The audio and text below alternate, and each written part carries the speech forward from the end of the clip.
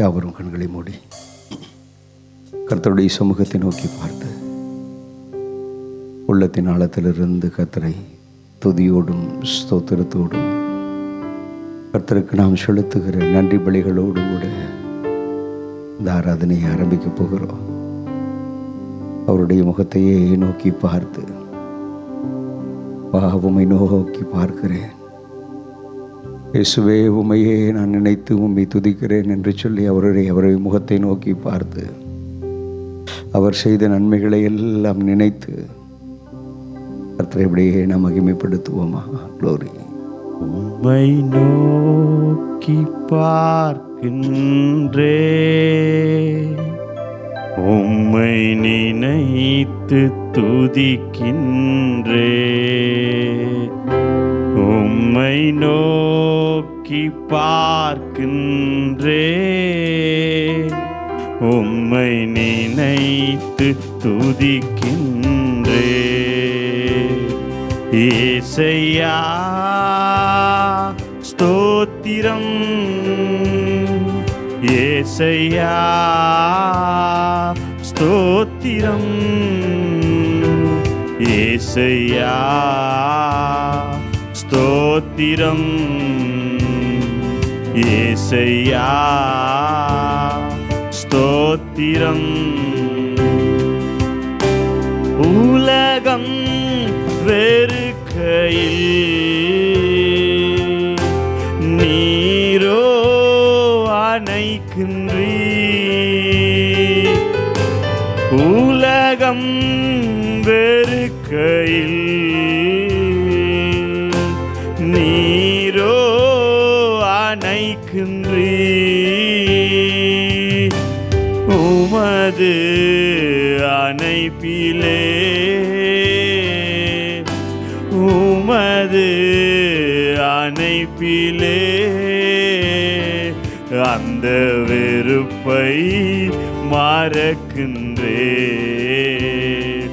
அந்த வெறுப்பை மறக்கின்றே. ஏசையா ஸ்தோத்திரம், ஏசையா ஸ்தோத்திரம், ஏசையா ஸ்தோத்திரம், ஏசையா ஸ்தோத்திரம். கண்ணின் மணி போல என்னை காக்கின்றீர், கண்ணின் மணி போல என்னை காக்கின்றீர். உமது சமூகமே, உமது சமூகமே தினம் எனக்கு தீபமே, தினம் எனக்கு தீபமே. ஏசையா ஸ்தோத்திரம், ஏசையா ஸ்தோத்திரம், ஏசையா ஸ்தோத்திரம், ஏசையா ஸ்தோத்திரம். ஹல்லேலூயா,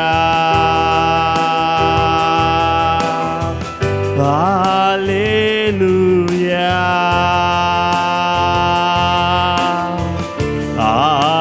ஹல்லேலூயா,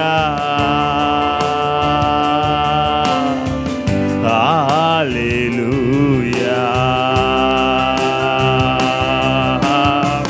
நன்றி ராஜா, இயேசு ராஜா, நன்றி ராஜா.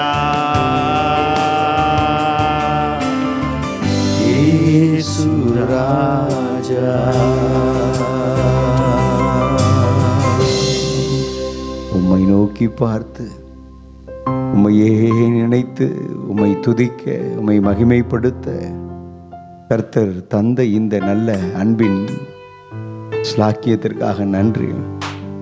இந்த மாலை வேளையிலும் ஆண்டவரே மீண்டும் ஒரு விசை ஆண்டவரே அப்பா கூட கர்த்தரை துதிக்க கர்த்தரை மகிமைப்படுத்த ஆண்டவரே உம்முடைய நாமத்தை உயர்த்த கர்த்தனை தந்த இந்த நல்ல கிருபையின் ஸ்லாக்கியத்திற்காக உமக்கு நன்றி சொல்லுகிறேன். தொடர்ந்து ஆண்டவரே அப்பா இந்த ஆராதனையை பொறுப்படுத்திக் கொள்ளும். வரக்கூடிய ஜனங்கள் அப்பா அவர்கள் எல்லோரையும் துரியப்படுத்தி கொண்டு வாங்க. வந்திருக்கிற நம்முடைய பிள்ளைகள் ஒவ்வொருவரையும் உம்முடைய பிரசன்னத்தினாலே நிரப்பி ஆண்டவரே நீங்கள் பயன்படுத்துங்க. உம்முடைய கிருபையின் பிரசன்னத்தில் ஒப்பு கொடுக்கிறோம். இந்த நாளின் ஆண்டவரே அப்பா ஆராதனை முழுவதும்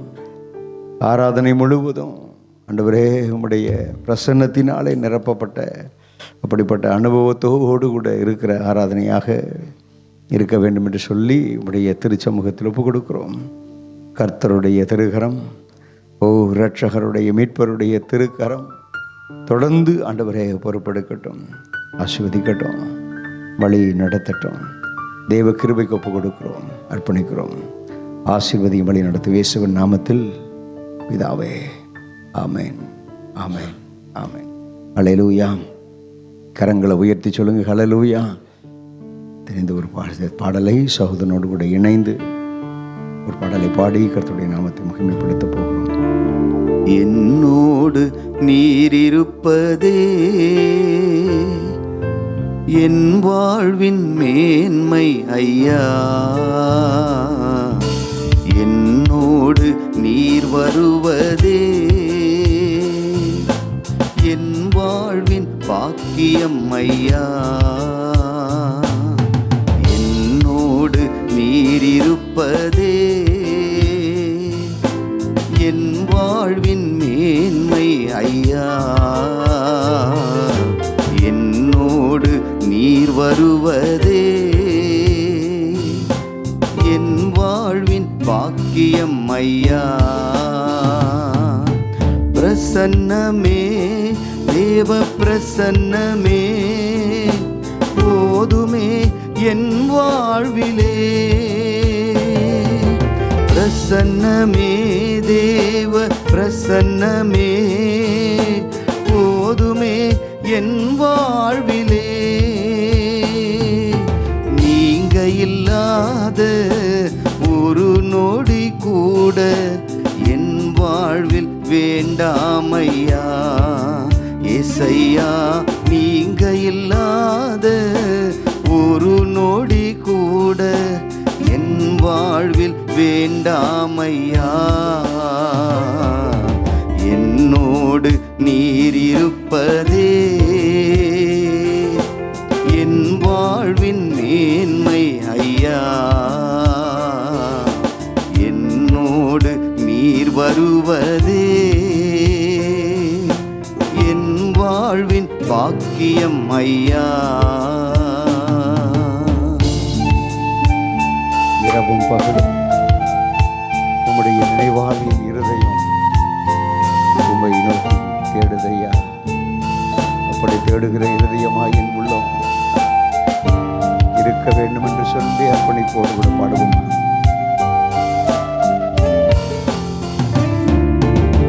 இரவும் பகலும் நினைவா என் இதயம் உம்மை தேடுதையா, இரவும் பகலும் நினைவா என் இதயம் உம்மை தேடுதையா. வறண்ட நிலம் போல் வாடி நின்றே வான்மழையாய் நீர் வந்தீரையா, வறண்ட நிலம் போல் வாடி நின்றே வான்மழையாய் நீர் வந்தீரையா.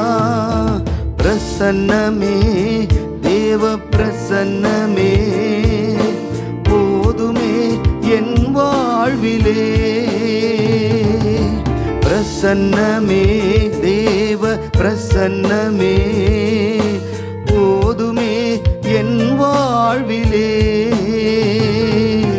நீங்க இல்லாத ஒரு நொடி கூட என் வாழ்வில் வேண்டாமையா ஏசையா. நீங்க இல்லாத ஒரு நொடி கூட என் வாழ்வில் வேண்டாமையா. என்னோடு நீர் இருப்பதே என் வாழ்வின் மேன்மை ஐயா. என்னோடு நீர் வருவதே என் வாழ்வின் பாக்கியம் ஐயா.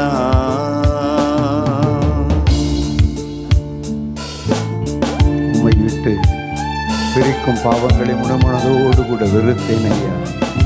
பிரைஸ் ஹல்லேலூயா. பாடுவோமா?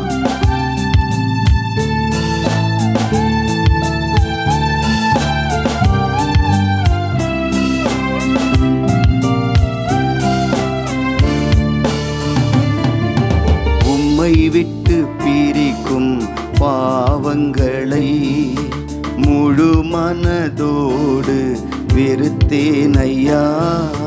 உம்மை விட்டு பிரிக்கும் பாவங்களை முழு மனதோடு வெறுத்தேன் ஐயா. பரிசுத்தம் இல்லாமல் உமது முகம் ஒரு நாளும் தரிசிக்க முடியாதையா. பரிசுத்தம் இல்லாமல் உமது முகம் ஒரு நாளும் தரிசிக்க முடியாதையா. பிரசன்னமே தேவ பிரசன்னமே போதுமே என் வாழ்விலே. பிரசன்னமே தேவ பிரசன்னமே போதுமே என் வாழ்விலே. நீங்க இல்லாத ஒரு நொடி கூட என் வாழ்வில் வேண்டாமையா ஏசையா. நீங்க இல்லாத ஒரு நொடி கூட என் வாழ்வில் வேண்டாமையா. என்னோடு நீர் இருப்பதே என் வாழ்வின் மேன்மை ஐயா. என்னோடு நீர் வருவதே என் வாழ்வின் பாக்கியம் ஐயா. என்னோடு நீர் இருப்பதே என் வாழ்வின் மேன்மை ஐயா. என்னோடு நீர் வருவதே என் வாழ்வின் பாக்கியம் ஐயா. ஹல்லேலூயா. என்னோடு கூட நீர் இருப்பது தான் என்னுடைய வாழ்க்கையின் மேன்மை. ஹல்லேலூயா. நீங்கள் என்னோடு கூட வருவது தான் என்னுடைய வாழ்க்கையின் மேன்மை உயர்வு என்று இந்த அருமையான பக்தன் பாடல் எழுதியிருக்கிறார். எனவே இந்த மாதம் முழுவதும் கர்த்தர் நம்மோடு கூட இருந்தார், நம்மோடு கூட கடந்து வந்தார், நம்மை பாதுகாத்தார். கண்மணி போல ஹல்லேலூயா பாதுகாத்து கிருபை கொடுத்து கர்த்தர் தொடர்ந்து நடத்தினார். எனவே அந்த கர்த்தரை நாம் மகிமைப்படுத்தும்படி, கர்த்தரை உயர்த்தும்படி, இயேசு நல்லவர் என்று சொல்லி நல்லவராயிருக்கிற, நம்முடைய வாழ்க்கையில் நன்மை செய்கிறவராயிருக்கிற இயேசு ராஜாவை நோக்கி பார்த்து, இயேசு நல்லவர், இயேசு வல்லவர், என்றென்றும் மாறாதவர், அவர் என் வாழ்வில் போதுமானவர். கரங்களை உயர்த்தி சொல்லுங்கள். இயேசு நல்லவர், இயேசு வல்லவர், என்றென்றும் மாறாதவர், அவர் என் வாழ்வில் போதுமானவர்.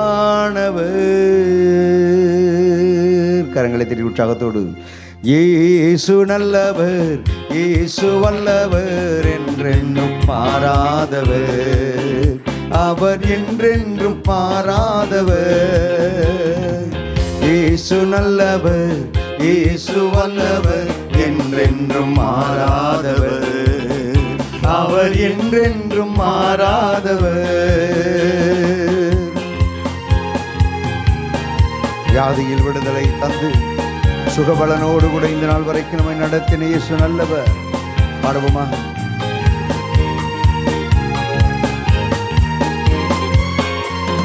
வியாதியில் விடுதலை தருபவர், அவர் நல்லவர் நல்லவரே.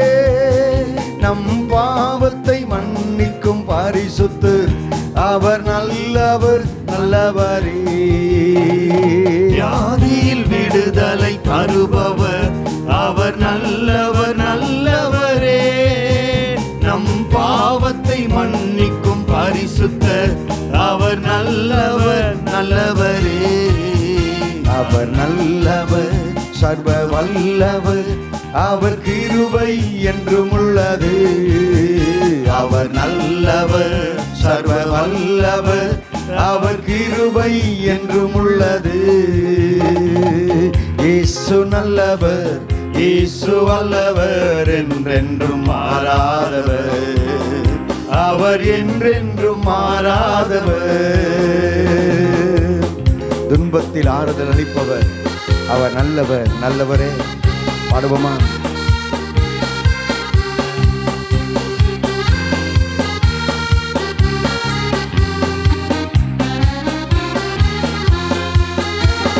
துன்பத்தில் ஆறுதல் அளிப்பவர், அவர் நல்லவர் நல்லவரே. நம் பாரங்கள் யாவையும் நீக்குவார், அவர் நல்லவர் நல்லவரே. சொல்லுவோம். துன்பத்தில் ஆறுதல் அளிப்பவர், ஆமென். அவர் நல்லவர் நல்லவரே. நம் பாரங்கள் யாவையும் நீக்குவார், அவர் நல்லவர் நல்லவரே. அவர் நல்லவர், சர்வ வல்லவர், அவர் கிருபை என்றும் உள்ளது. அவர் நல்லவர், சர்வ வல்லவர், அவர் கிருபை என்றும் உள்ளது. இயேசு நல்லவர், இயேசு வல்லவர், என்றென்றும் மாறாதவர். அவர் என்றென்றும் மாறாதவர். சோதனை நேரத்தில் நமக்கு பலன் தந்து நடத்தினாரே. இந்த நாள் வரைக்கும் தேவைகள் யாவையும் சந்தித்து நடத்தினாரே. அவரை நோக்கி பார்த்து நல்லவர் என்று சொல்லி மகிமைப்படுத்துவோமா? glory. சோதனை நேரத்தில் பலன் தந்தார், அவர் நல்லவர் நல்லவரே. நம் தேவைகள் யாவையும் சந்திப்பார், அவர் நல்லவர் நல்லவரே. சோதனை நேரத்தில் பலன் தந்தார், அவர் நல்லவர் நல்லவரே. நம் தேவைகள் யாவையும் சந்தித்தார், அவர் நல்லவர் நல்லவரே. அவர் நல்லவர், சர்வ வல்லவர், அவர் கிருபை என்றும் உள்ளது.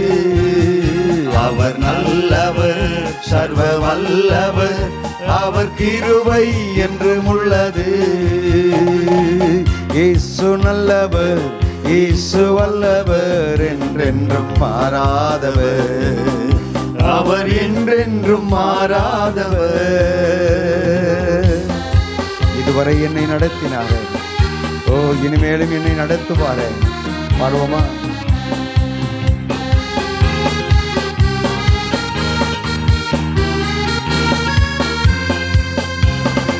இதுவரை என்னை நடத்தினார், அவர் நல்லவர் நல்லவரே.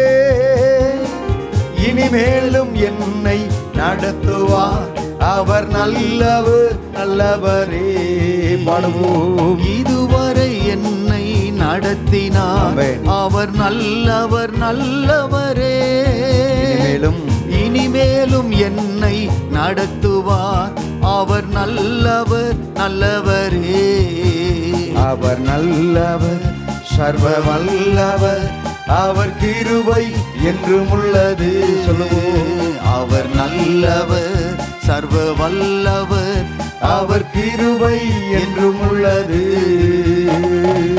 இயேசு நல்லவர், இயேசு வல்லவர், என்றென்றும் மாறாதவர். அவர் என் வாழ்வில் போதுமானவர். இயேசு நல்லவர், சொல்லுங்க. இயேசு வல்லவர், என்றென்றும் மாறாதவர். அவர் என் வாழ்வில் போதுமானவர். இயேசு நல்லவர், இயேசு வல்லவர், என்றென்றும் மாறாதவர். அவர் என் வாழ்வில் போதுமானவர்.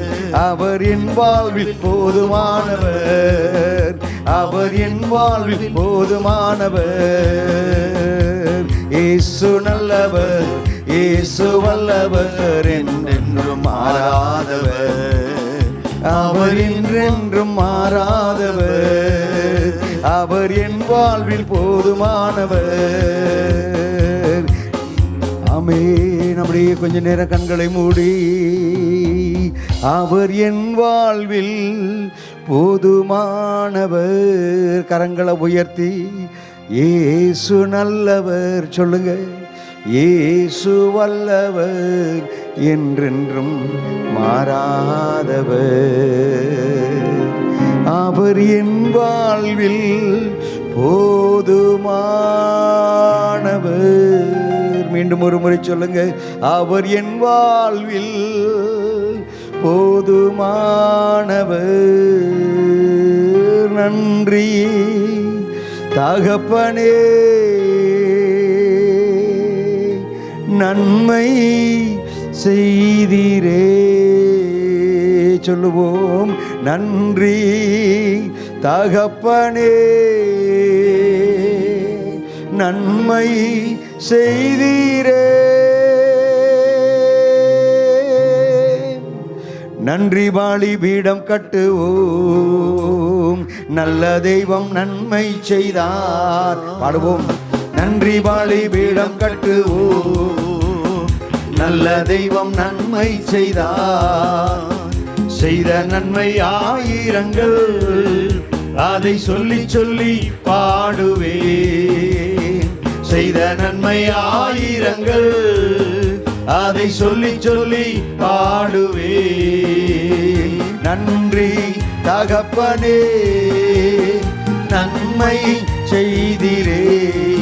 உமக்கு நன்றி தகப்பனே, நன்மை செய்தீரே. ஜீவன் தந்து என்னில் அன்பு கூர்ந்து, ஓ பாவம் நீங்கிட என்னை கழுவி, ஓ உமக்கென்று வாழ பிரித்தெடுத்து, ஓ உனது ஊழியத்தை செய்ய கிருபை தந்தவரேன்னு சொல்லி கர்த்தரை மகிமைப்படுத்தி பாடுவோமா?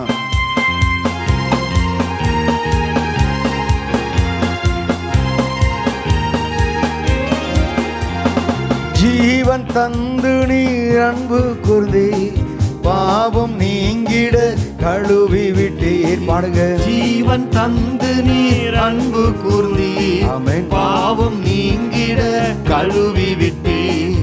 உமக்கென்று வாழ பிரித்தெடுத்து, உமது ஊழியம் செய்ய வைத்தீர்.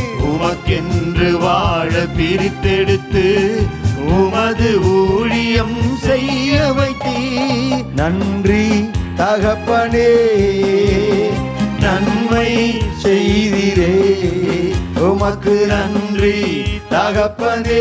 கரங்களை தட்டி சொல்லுங்க. நன்மை செய்தீரே. சிறந்த முறையிலே குரல் எழுப்போம். ஓ சிலுவை இரத்தம் நீர் சிந்தி நீரே, இரத்த கோட்டைக்குள்ளே என்னை வைத்துக் கொண்டு, ஓ ஹல்லேலூயா, எதிரி நுழையாமல், சத்துரு நுழையாமல் என் குடும்பத்தை பாதுகாத்து கொண்டீரே. பாடுவோமா?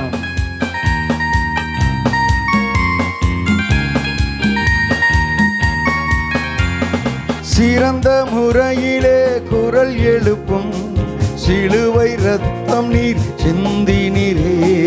சிறந்த முறையிலே குரல் எழுப்பும், சிலுவை ரத்தம் நீர் சிந்தி நீரே. இரத்த கோட்டைக்குள் வைத்துக் கொண்டு, எதிரி நுழையாமல் காத்து கொண்டீர். இரத்த கோட்டை கோட்டைக்குள் வைத்துக் கொண்டு சொல்லுங்க. எதிரி நுழையாமல் காத்து கொண்டீர். நன்றி தகப்பனே, நன்மை செய்திரே, உமக்கு நன்றி தகப்பனே, நன்மை செய்திரே.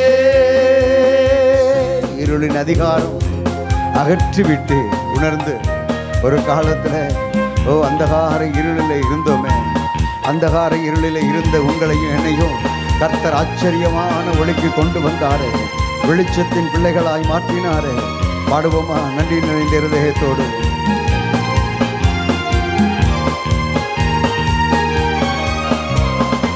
இருளின் அதிகாரம் அகற்றி விட்டீர், இயேசு அரசுக்குள் சேர்த்து விட்டீர். சொல்லுங்க. இருளின் அதிகாரம் அகற்றி விட்டீர், ஆமென். இயேசு அரசுக்குள் சேர்த்து விட்டீர். உமக்கு சொந்தமாய் வாங்கிக் கொண்டு உரிமை சொத்தாக வைத்துக் கொண்டீர். உமக்கு சொந்தமாய் வாங்கிக் கொண்டு உரிமை சொத்தாக வைத்துக் கொண்டீர். நன்றி தகப்பனே, நன்மை செய்திரே, உமக்கு நன்றி தகப்பனே, நன்மை செய்திரே. பார்க்கும் கண்களை தந்தீரையா, பாடும் உதடுகள் தந்தீரையா. சொல்லுங்க. பார்க்கும் கண்களை தந்தீரையா, ஆமென். பாடும் உதடுகள் தந்தீரையா. உழைக்கும் கரங்களை தந்தீரையா, ஓடும் கால்களை தந்தீரையா. உழைக்கும் கரங்களை தந்தீரையா, ஓடும் கால்களை தந்தீரையா. நன்றி தகப்பனே, நன்மை செய்திரே, உமக்கு நன்றி தகப்பனே, நன்மை செய்திரே. இருப்பதற்கு நல்ல ஒரு வீட்டை தந்தாரே, வாழ்வதற்கு தேவையான வசதிகளை எல்லாம் கர்த்தர் செய்து கொடுத்தாரே. பாடுவோமா.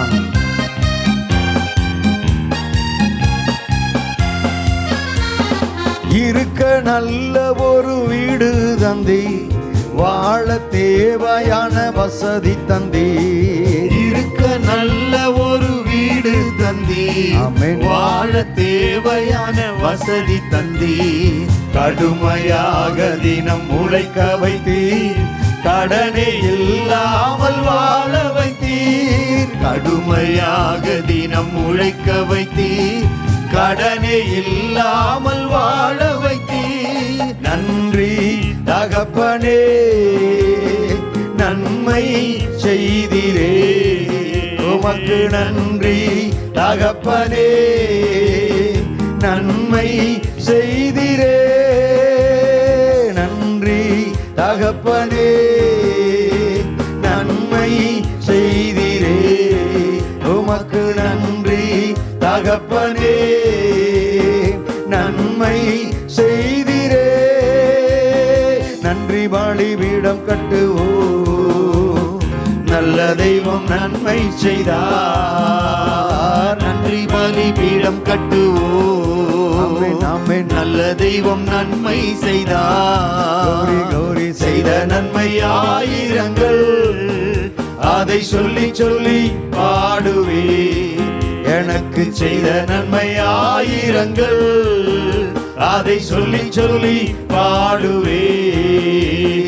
நன்றி தகப்பனே, நன்மை செய்திரே, உமக்கு நன்றி தகப்பனே, நன்மை செய்திரே, உமக்கு நன்றி தகப்பனே, நன்மை செய்தீரே. அல்லேலூயா. நன்மை செய்தார் நம்முடைய ஆண்டவராக இயேசு. அல்லேலூயா, அல்லேலூயா. இந்த நாள் வரைக்கும் யோசிச்சு பாருங்களேன், இந்த நாள் வரைக்கும், இந்த நேரம் வரைக்கும் கர்த்தர் உங்களுக்கும் எனக்கும் நன்மை செய்கிறவராகவே அவர் இருந்தார். அல்லேலூயா. ஆமாம், இயேசு கிறிஸ்துவை குறித்து வேதம் சொல்கிறது அப்போஸ்தலர் நடவடிக்கைகள் 10:38 என் ஆண்டவராக இயேசு கிறிஸ்து எப்படிப்பட்டவராக இந்த பூமியில் சுற்றி திரிந்தாராம்? நன்மை செய்கிறவராய். அல்லேலூயா. நன்மை செய்கிறவராய், பிசாசின் பிடியில் அகப்பட்ட யாவரையும் விடுதலையாக்குகிறவராய், விடுவிக்கிறவராய், நன்மை செய்கிறவராய் இந்த பூமியிலே அவர் சுற்றி திரிந்தார். அல்லேலூயா, அல்லேலூயா. பாருங்கள், இந்த பூமியில் அவர் அப்படி செய்த காரியங்களை பார்க்கும்போது அவர் அவ்வளவு நன்மையான காரியங்களை எல்லாம் நமக்கு செய்திருக்கிறார். முதலாவது சரணத்தில் ஜீவன் தந்து நீர் என்னில் அன்பு கூர்ந்தீர், அன்பு கூர்ந்தீர், பாவம் நீங்கிட என்னை கழுவி விட்டீர், உமக்கென்று வாழ பிரித்தெடுத்து உமது ஊழியத்தை செய்ய வைத்தீர், சிறந்த முறையிலே குரல் எழுப்பும் சிலுவை இரத்த நீர் எனக்காக சிந்தினீர், இரத்த கோட்டைக்குள்ளே நீங்கள் என்னை வைத்துக்கொண்டு எதிரி நுழையாமல் பார்த்து கொண்டீர். இப்படி ஃபாதர் எழுதியிருக்கிறாங்க. ஒவ்வொரு சரணங்களையும் பார்க்கும்போது கர்த்தர் உங்களுக்கும் எனக்கும் கொடுத்திருக்கிற மேன்மையான பாதுகாப்பு. ஹல்லேலூயா, ஹல்லேலூயா. மேன்மையான பாதுகாப்பை குறித்து இந்த வார்த்தைகளை இந்த ஒவ்வொரு பாடலுடைய சரணங்களிலும் எழுதப்பட்டிருக்கிறது. ஆண்டவர் நமக்கு ஒரு விசேஷித்த பாதுகாப்பை தந்திருக்கிறார். ஹல்லேலூயா. அது என்ன பாதுகாப்பு? எதிரி நுழையாமல். ஆமாம், எதிரி நம்முடைய வாழ்க்கையில் நுழையாமல், பிசாசு என்னுடைய போராட்டங்கள் நம்முடைய வாழ்க்கையை நம்மளை சேதப்படுத்தணும்னு அவனுக்கு ஒரு நினப்பு கூட வர விட மாட்டார் ஆண்டவர். ஹல்லேலூயா, ஹல்லேலூயா. ஆமாங்க, அதுதாங்க உயர்ந்த அடைக்கலம். ஆண்டவர் சொன்னார் இல்லையா, என் நாமத்தை அவன் அறிந்திருக்கிறபடியினால் அவனை உயர்ந்த அடைக்கலத்தில் வைப்பேன். அந்த உயர்ந்த அடைக்கலம் என்ன தெரியுங்களா?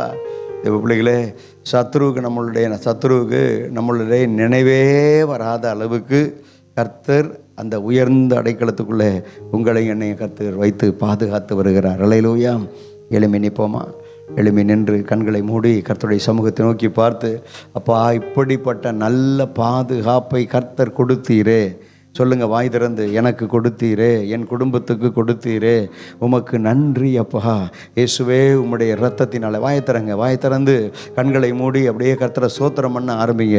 ஆண்டவரே, இப்படிப்பட்ட நல்ல பாதுகாப்பை இயேசுவே உம்முடைய நாமத்தினாலே, இயேசு கிறிஸ்துவே உம்முடைய பரிசுத்தமுள்ள இரத்தத்தின் வல்லமையினாலே அந்த பாதுகாப்பை என் ஆண்டவராகி இயேசுவே நீர் எனக்கு கொடுத்தீரே, உமக்கு ஸ்தோத்திரம், ஸ்தோத்திரம், ஸ்தோத்திரம்.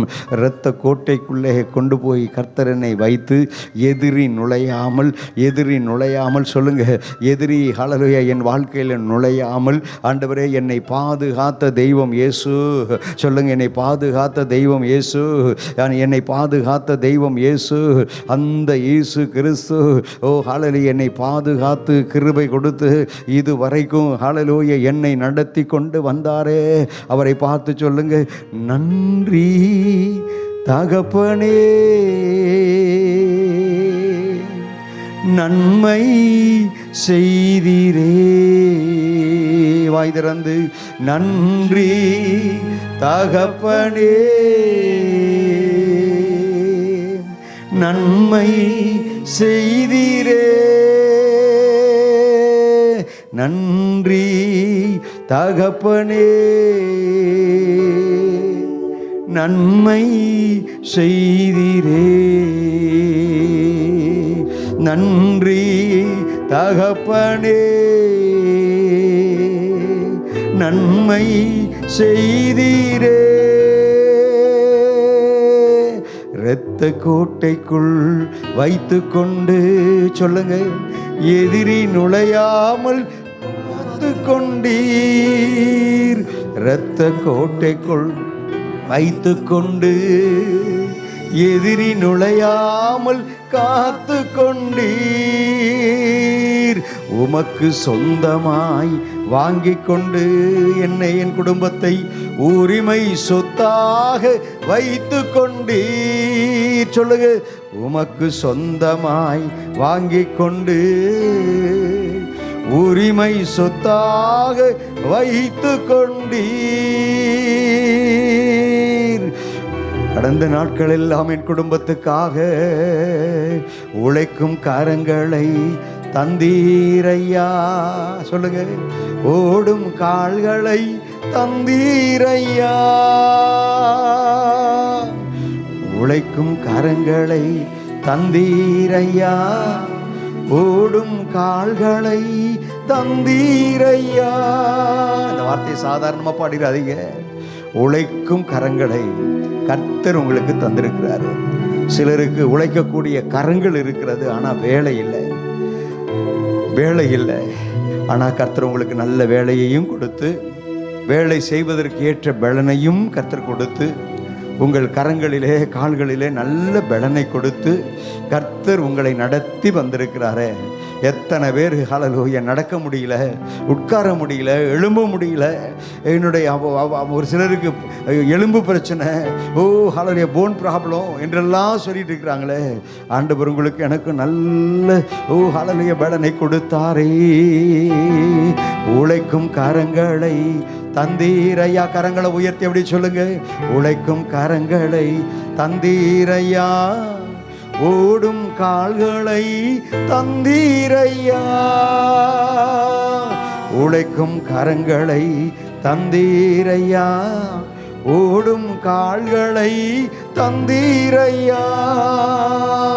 கடுமையாக தினம் உழைக்க வைத்தீர். சொல்லுங்க, கடனே இல்லாமல் வாழ வைத்தீர். கரங்களை உயர்த்தி, கடுமையாக தினம் உழைக்க வைத்தீர். கடனே இல்லாமல் வாழ வைத்தீர். கரங்களை தட்டி, நன்றி தகப்பனே நன்மை செய்திரே. உமக்கு நன்றி தகப்பனே. பாடுவோம், நன்மை செய்திரே.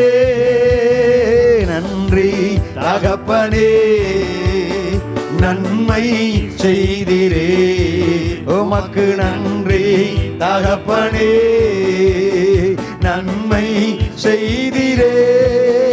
உம்மை முழு உள்ளத்தோடு ஆராதிப்பேன், முழு பலத்தோடு அன்பு கூறுவேன். ஆராதனை ஆராதனை ஆராதனை ஆராதனை ஆராதனை ஆராதனை ஆராதனை ஆராதனை. அன்பு கூறுவேன் இன்னும் அதிகமாய், ஆராதிப்பேன் இன்னும் ஆர்வமாய். அன்பு கூறுவேன் சொல்லுங்க, இன்னும் அதிகமாய் ஆராதிப்பேன் இன்னும் ஆர்வமாய். உம்மை முழு உள்ளத்தோடு ஆராதிப்பேன், முழு பலத்தோடு அன்பு கூறுவேன்.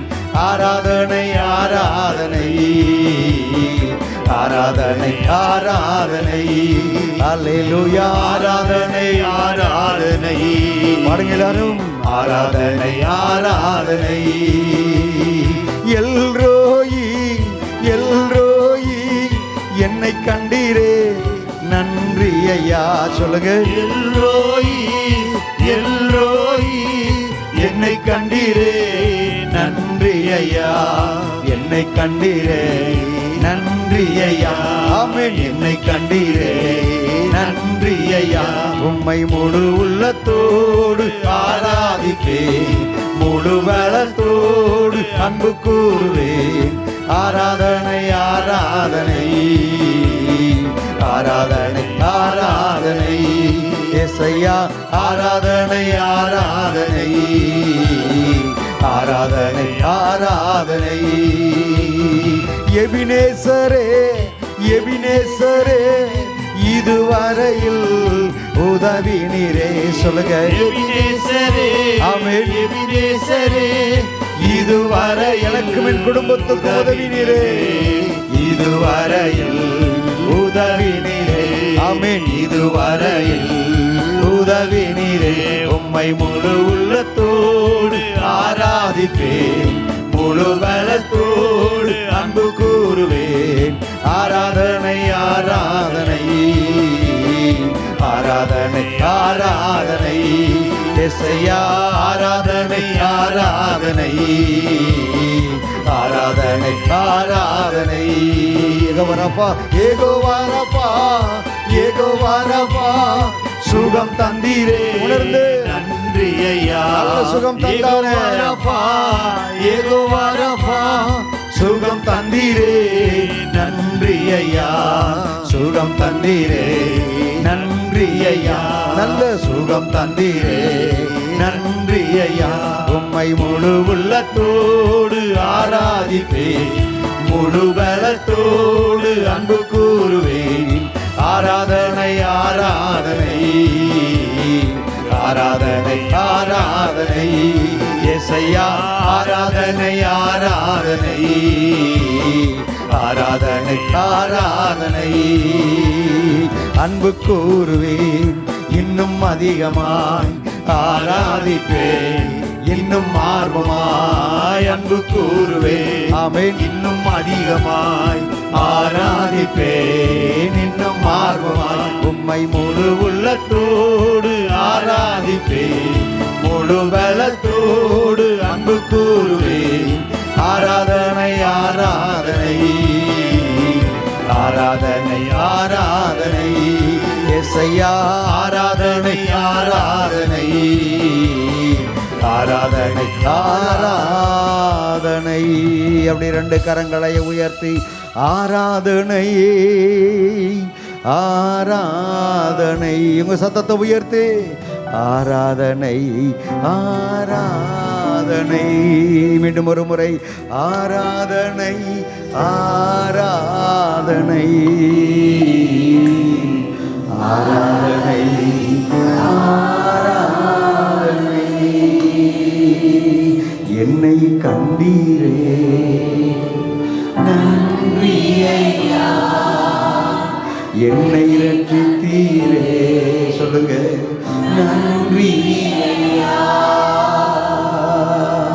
என்னை அபிஷேகித்தீரே நன்றி ஐயா. உம்முடைய சொந்த பிள்ளையா என்னை மாற்றீரே நன்றி ஐயா. இது நாள் வரைக்கும் என்னை கரம் பிடித்து நடத்தினீரே நன்றி ஐயா. ரெண்டு கரங்களையும் தட்டி என்னை ரட்சித்தீரே, என்னை அபிஷேகித்தீரே, இந்நாள் வரைக்கும் என்னை நடத்தி வந்தீரே. Oh glory glory glory glory. உமக்கு நன்றி நன்றி நன்றி.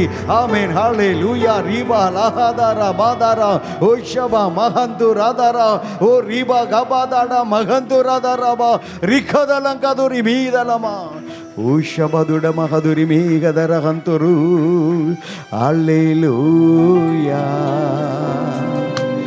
அல்லேலூயா அல்லேலூயா அல்லேலூயா.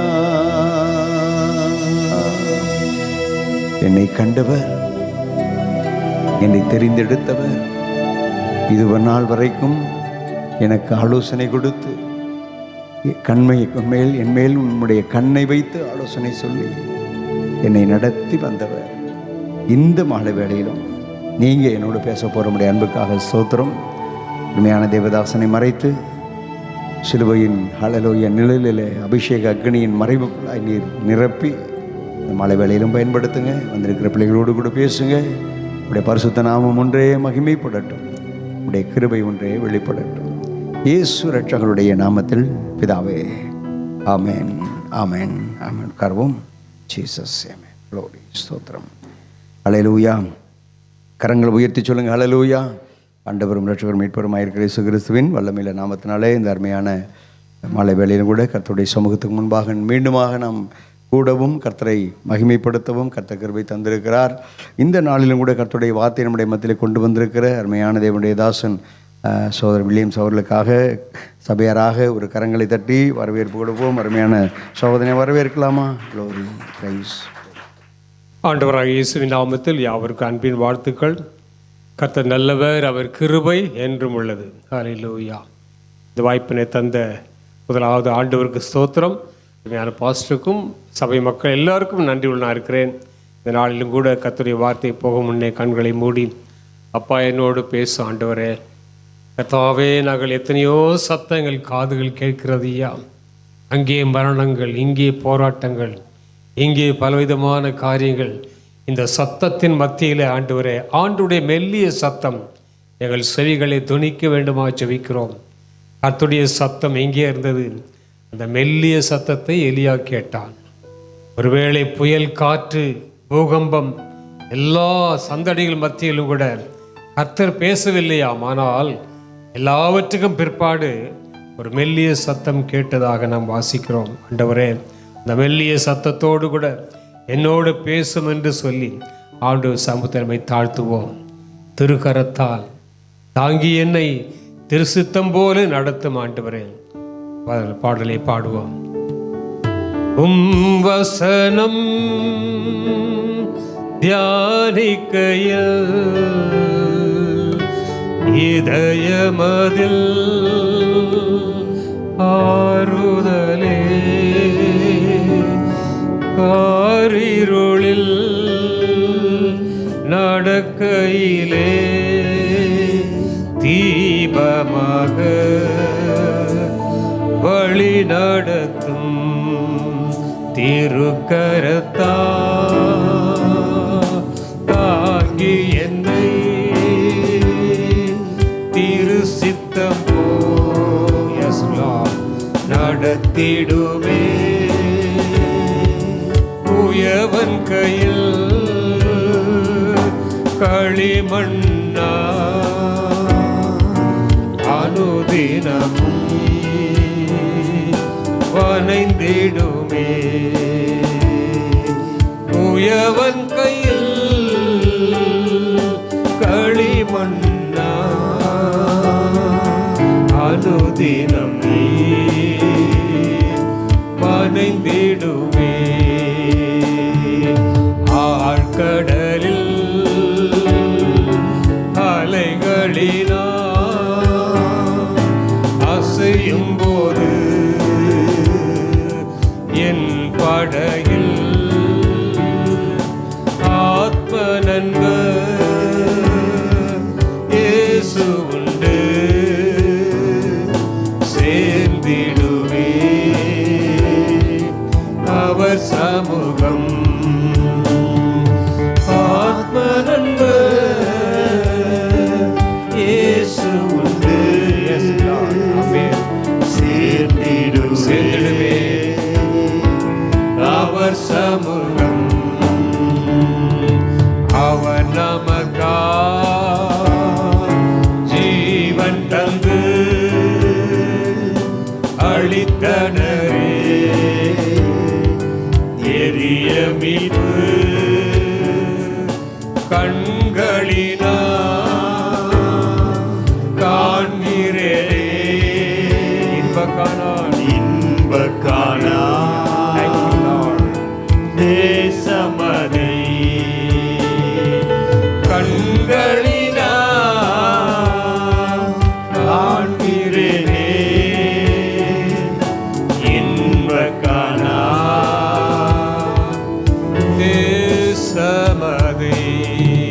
அன்புள்ள ஆண்டவரே, என் வாழ்க்கை படகு ஒருவேளை ஆண்டவரே ஆழ்கடலில் அசையும் ஒரு சூழ்நிலை வந்தாலும் என் ஆத்ம நண்பர் இயேசு என்னோடு இருக்கிறீங்க. ஆகவே என்னை பத்திரமாய் கொண்டு போய் சேர்க்கும் ஆண்டவர் இயேசுவின் கரத்தில் எங்களை ஒப்பு கொடுத்து நாங்கள் ஜெபிக்கிறோம். தொடர்ந்து எங்களோடு பேசும் இயேசுவின் நாமத்தில் பிதாவே, ஆமேன், ஆமேன். இந்த நாளில் கூட செய்திக்கு ஆதாரமாக அப்போஸ்தலனாகிய யோவான் எழுதின நிருபம், முதலாம் நிருபம் 1 யோவான் 5ஆம் அதிகாரம் ஒரு 3 வசனத்தை வாசித்து இன்றைக்கு கொடுக்க போகிற செய்தி நமக்கு தெரிந்த ஒரு செய்தி. முழுக்க முழுக்க விசுவாசத்தின் அடிப்படையில் நாம் இருக்கிற சூழ்நிலை பற்றி இங்கே எழுதப்பட்டிருக்கிறது. அதை தான் தியானிக்க போகிறோம். 1 சாமுவேல் யோவான் 5ஆம் அதிகாரம் 13, 14, 15. உங்களுக்கு நித்திய ஜீவன் உண்டென்று நீங்கள் அறியவும் தேவகுமாரனுடைய நாமத்தின் மேல் நீங்கள் விசுவாசமாய் இருக்கவும் தேவகுமாரனுடைய நாமத்தின் மேல் விசுவாசமாய் இருக்கிற உங்களுக்கு இவைகளை எழுதியிருக்கிறேன். 14 நாம் எதையாகிலும் அவருடைய சித்தத்தின்படி கேட்டால் அவர் நமக்கு செவி கொடுக்கிறார் என்பதே அவரை பற்றி நாம் கொண்டிருக்கிற தைரியம். நாம் எதை கேட்டாலும் அவர் நமக்கு செவி கொடுக்கிறார் என்று நாம் அறிந்திருந்தோமானால் அவரிடத்தில் நாம் கேட்டவைகளை பெற்றுக்கொண்டோம் என்றும் அறிந்திருக்கிறோம். இந்த பகுதி முழுக்க முழுக்க விசுவாசத்தின் அடிப்படையில் இங்கே சொல்லப்படுகிற சத்தியம். Faith in son of God, விசுவாசம், தேவகுமாரன் மேல் வைக்கிற விசுவாசம். இந்த பகுதியில் 3 குறிப்புகளை நான் சொல்ல விரும்புகிறேன். 3 விசுவாச படிகள். விசுவாசத்தை பற்றி நிறைய செய்திகள் நம்ம கேட்டிருக்கிறோம். ஒருவேளை திரும்ப திரும்ப அதை கேட்பதனாலே தவறு இல்லை. திரும்ப திரும்ப கேட்பதனாலே என்னுடைய விசுவாசம் பலப்படுகிறது, அந்த விசுவாசத்தில் நான் வளர முடிகிறது. திரும்ப திரும்ப ஒரு செய்தி நாம் கேட்கும் பொழுது என் விசுவாசம் வளர்கிறது, அந்த விசுவாசத்தில் நான் பலப்படுகிறேன். ஆகவே இந்த விசுவாசத்தின் அடிப்படையிலே பல படிகளை பற்றி ஊழியர்கள் பேசுகிறார்கள். 7 படிகள் இப்படி என்று சொல்லி பல காரியங்கள் சொல்கிறார்கள். ஆனால் இன்றைக்கு 3 படிகள், விசுவாச படிகள், அந்த 3 படிகள் தியானிக்க போகிறோம். ஆகவே இந்த பகுதி நமக்கு விசுவாசத்தை ஒருவேளை பலப்படுத்தக்கூடிய பகுதியாக இருக்கின்றது. அருமையானவர்களே, விசுவாசத்திற்கு ஏன், எதற்கு, எப்படி என்ற கேள்வி வராது. விசுவாசத்திற்கு ஏன், எதற்கு, எப்படி என்று கேட்க வாய்ப்பு இல்லை, இடமில்லை. இதுதான் ஆபிரகாமின் விசுவாசம். ஆபிரகாமை தேவன் அழைத்து அவர் சொல்கின்றார், கர்த்தர் ஆபிரகாமை நோக்கி, நீ உன் தேசத்தையும் உன் இனத்தையும் உன் தகப்பனுடைய வீட்டையும் விட்டு புறப்பட்டு நான் உனக்கு காண்பிக்கும் தேசத்திற்கு போ என்று சொன்னார். ஒரே ஒரு கட்டளை, போ, உன் தகப்பன் வீட்டை, உன் தேசத்தை, உன் இடத்தை விட்டு நான் உனக்கு காட்டுகிற தேசத்திற்கு போ. 4ஆம் வசனத்தை வாசிக்கும்பொழுது கர்த்தர் சொன்னபடியே அவன் புறப்பட்டு போனான். அங்கே எந்த விதமான கேள்வியோ எதிர்பேசுதலோ அல்லது ஒரு ஆர்கியூமெண்ட்டோ ஒன்றுமே கிடையாது. நான் காட்டுகிற அந்த இடத்துக்கு போ என்றால் உடனே போகிறான். உடனே ஒரு கீழ்ப்படிதல். கர்த்தர் சொன்னபடியே he left as the Lord had told him. ஆண்டவர் என்ன சொன்னாரோ உடனே போகிறாங்க. வந்து ஆண்டவரை ஏன் அங்கே அனுப்புறீங்க, எதற்காக அனுப்புறீங்க அப்படின்ற கேள்வியோ அல்லது ஒரு சந்தேகமோ அல்லது ஒரு பயமோ, அங்கே ஒரு முரண்பாடு இல்லை பாருங்க. உடனே சொன்ன உடனே போகிறார். இது ஆபிரகாமின் விசுவாசம். கிறிஸ்தவ வாழ்க்கை என்பது அடித்தளமே விசுவாசம்தான். The foundation of Christianity is on faith only. நீங்களும் நானும் நிற்கிறோம் என்றால் இதனுடைய அடித்தளம் என்னவென்றால் விசுவாசம்தான். யார் மேலே? கர்த்தர் மேலே, ஆண்டவர் இயேசுவின் மேலே. ஆகவே பொதுவாக உலக மக்கள், வேர்ல்ட்லி பீப்புள் பொதுவாக என்ன சொல்லுவாங்க? வாழ்க்கையே எல்லாம் நம்பிக்கையில் தான் சார் இருக்குது. பொதுவாக ஜனங்க சொல்லுவாங்க, நம்பிக்கை தான் எல்லாமே, நம்ம இருக்கிறதும் செய்கிறது எல்லாமே நம்பிக்கையில் தான் சார் இருக்குது அப்படின்னு சொல்லி உலக மக்கள் சொல்வார்கள். அது ஒரு ஹோப், நல்லது தான், இல்லை என்று நான் சொல்லவில்லை. ஆனால் விசுவாசம் என்பது அதை விட மேலானது. அல்லேலூயா. இந்த நம்பிக்கையோட மேலானது என்னது? விசுவாசம். அப்படிப்பட்டவர்கள் சொல்வார்கள், நம்பிக்கை தான் என்று சொல்கிறவர்கள் சில வேளையில் எல்லாம் கடவுள் நம்ம என்ன எழுதியிருக்கிறாரோ அதுபடி தான் நடக்கும், எல்லாம் தலையில் என்ன செஞ்சுருக்காரு, கடவுள் எழுதி வச்சிட்டாரு, ஆகவே என்ன நடக்குமோ அதுதான் நடக்கும். இதெல்லாம் வந்து நம்பிக்கையில் பேசுறது. என்ன எழுதி வச்சிருக்கிறாரோ கடவுள் அதான் நடக்கும், என்ன தலை விதி அல்லது தலை எழுத்து. ஆனால் பிரியமான இந்த விசுவாசம் என்பது தலையெழுத்து தலைவிதி மாற்றிவிடும். அல்லேலூயா. டோட்டலாக மாற்றும். விசுவாசம் என்பது அது அவ்வளோ ஒரு சிறிய விஷயம் அல்ல, அது பெரிய விஷயம். ஆகவே தேவ ஜனமே, விசுவாசம் என்பது வேதம் சொல்வது, விசுவாசத்தினாலே நீதிமான் பிழைப்பான். நம்முடைய விசுவாசமே உலகத்தை ஜெயிக்கிற ஜெயம். விசுவாசித்தால் தேவனுடைய மகிமையை காண்பாய். விசுவாசிக்கிறவனுக்கு எல்லாம் கூடும். இது வேதம் சொல்கிற விசுவாசம், தலையெழுத்து அல்ல. வேதம் சொல்கிற இந்த விசுவாசம் என்பது நம்முடைய விசுவாசம் இந்த உலகத்தையே ஜெயிக்கிற ஜெயமாய் மாறிவிடுகிறது. அந்த விசுவாசத்தை தான் ஆண்டவர் நமக்கு கொடுத்திருக்கிறார். ஆக எபிரேயர் புஸ்தகம் நல்லா நமக்கு தெரியும். இந்த விசுவாச வீரர்கள் பட்டியலில் ஹீரோஸ் ஆஃப் ஃபெய்த் என்று சொல்லக்கூடிய அந்த விசுவாச பட்டியலில் பார்க்கும்பொழுது விசுவாசம் என்பது நம்பப்படுகிற உறுதியும் காணப்படாதவளின் நிச்சயமாக இருக்கிறது. ஆகவே இன்றைக்கு 3 படிகள். முதல் படி என்னவென்றால், நாம் எதை கேட்டாலும் அவர் நமக்கு செவி கொடுக்கிறார். நம்ம எதை கேட்டாலும் அவர் நமக்கு செவி கொடுக்கிறார். பதில் கொடுக்கிறான்னு சொல்லலை, செவி கொடுக்கிற. Listens. Listening is different from answering. ஆகவே நாம் எதை கேட்டாலும் அவர் நமக்கு செவி கொடுக்கிறார். அது மாத்திரமல்ல, அவர் கொடுக்கிற பதிலும் உண்டு. அது எப்படிப்பட்ட பதில் என்பதை இப்போ நாம் தியானிக்க போகிறோம். முதல் படி, நாம் எதை கேட்டாலும் அவர் நமக்கு செவி கொடுக்கிறார். எதை கேட்டாலும் செவி கொடுக்கிறார், கேட்கிறார். ரெண்டாவது, நாம் எதையாக அவருடைய சித்தத்தின்படி கேட்டால் அவர் செவி கொடுக்கிறார் என்ற ஒரு தைரியம். இந்த தைரியம் என்பது விசுவாசத்தின் அடிப்படையில் தான் வரும். வேதாகமத்தில் விசுவாசமும் தைரியமும் இணைந்தே செல்லும். விசுவாசத்தோடு தைரியத்தையும், தைரியத்தோடு ஞானத்தையும், ஞானத்தோடு தேவபக்தியும், தேவபக்தியோடு சகோதர சிநேகத்தையும், சகோதர சிநேகத்தோடு அன்பையும் கூட்டி வழங்குங்கள். ஆக இந்த விசுவாசமும் தைரியம் இணைந்தே வேதாகமத்தில் செல்லும். ஆகவே நாம் எதை அவருடைய சித்தத்தின்படி கேட்டாலும் அவர் அதற்கு செவி கொடுக்கிறார் என்ற ஒரு தைரியம், அது இரண்டாவது படி. மூன்றாவது படி, நாம் கேட்டவைகளை பெற்றுக்கொண்டோம் என்கிற ஒரு மேலான விசுவாசம்.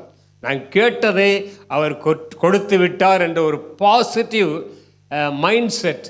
நம்முடைய எதிர்பார்ப்புகள், ஆண்டவர் இந்த காரியத்தை நான் சொல்லியிருக்கிறேன், அவர் செய்து விடுவார் என்ற ஒரு விதமான அது மேலான விசுவாசம் என்று நான் நினைக்கின்றேன். ஆக இந்த 3 படிகளும் தியானிக்க போகிறோம்.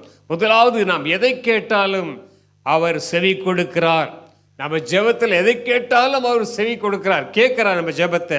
ஆனால் அவருடைய பதில் எப்படி வருகிறது, இது கொஞ்சம் நம்ம சிந்திக்க வேண்டிய ஒரு காரியம். நாம் கேட்டபடியே அப்படியே ஆண்டவர் கொடுத்துறாரா? நிறைய பேருக்கு நிறைய அனுபவம் இருக்கும், ஜெபிக்கிற பிள்ளைகள் நம்மெல்லாம்.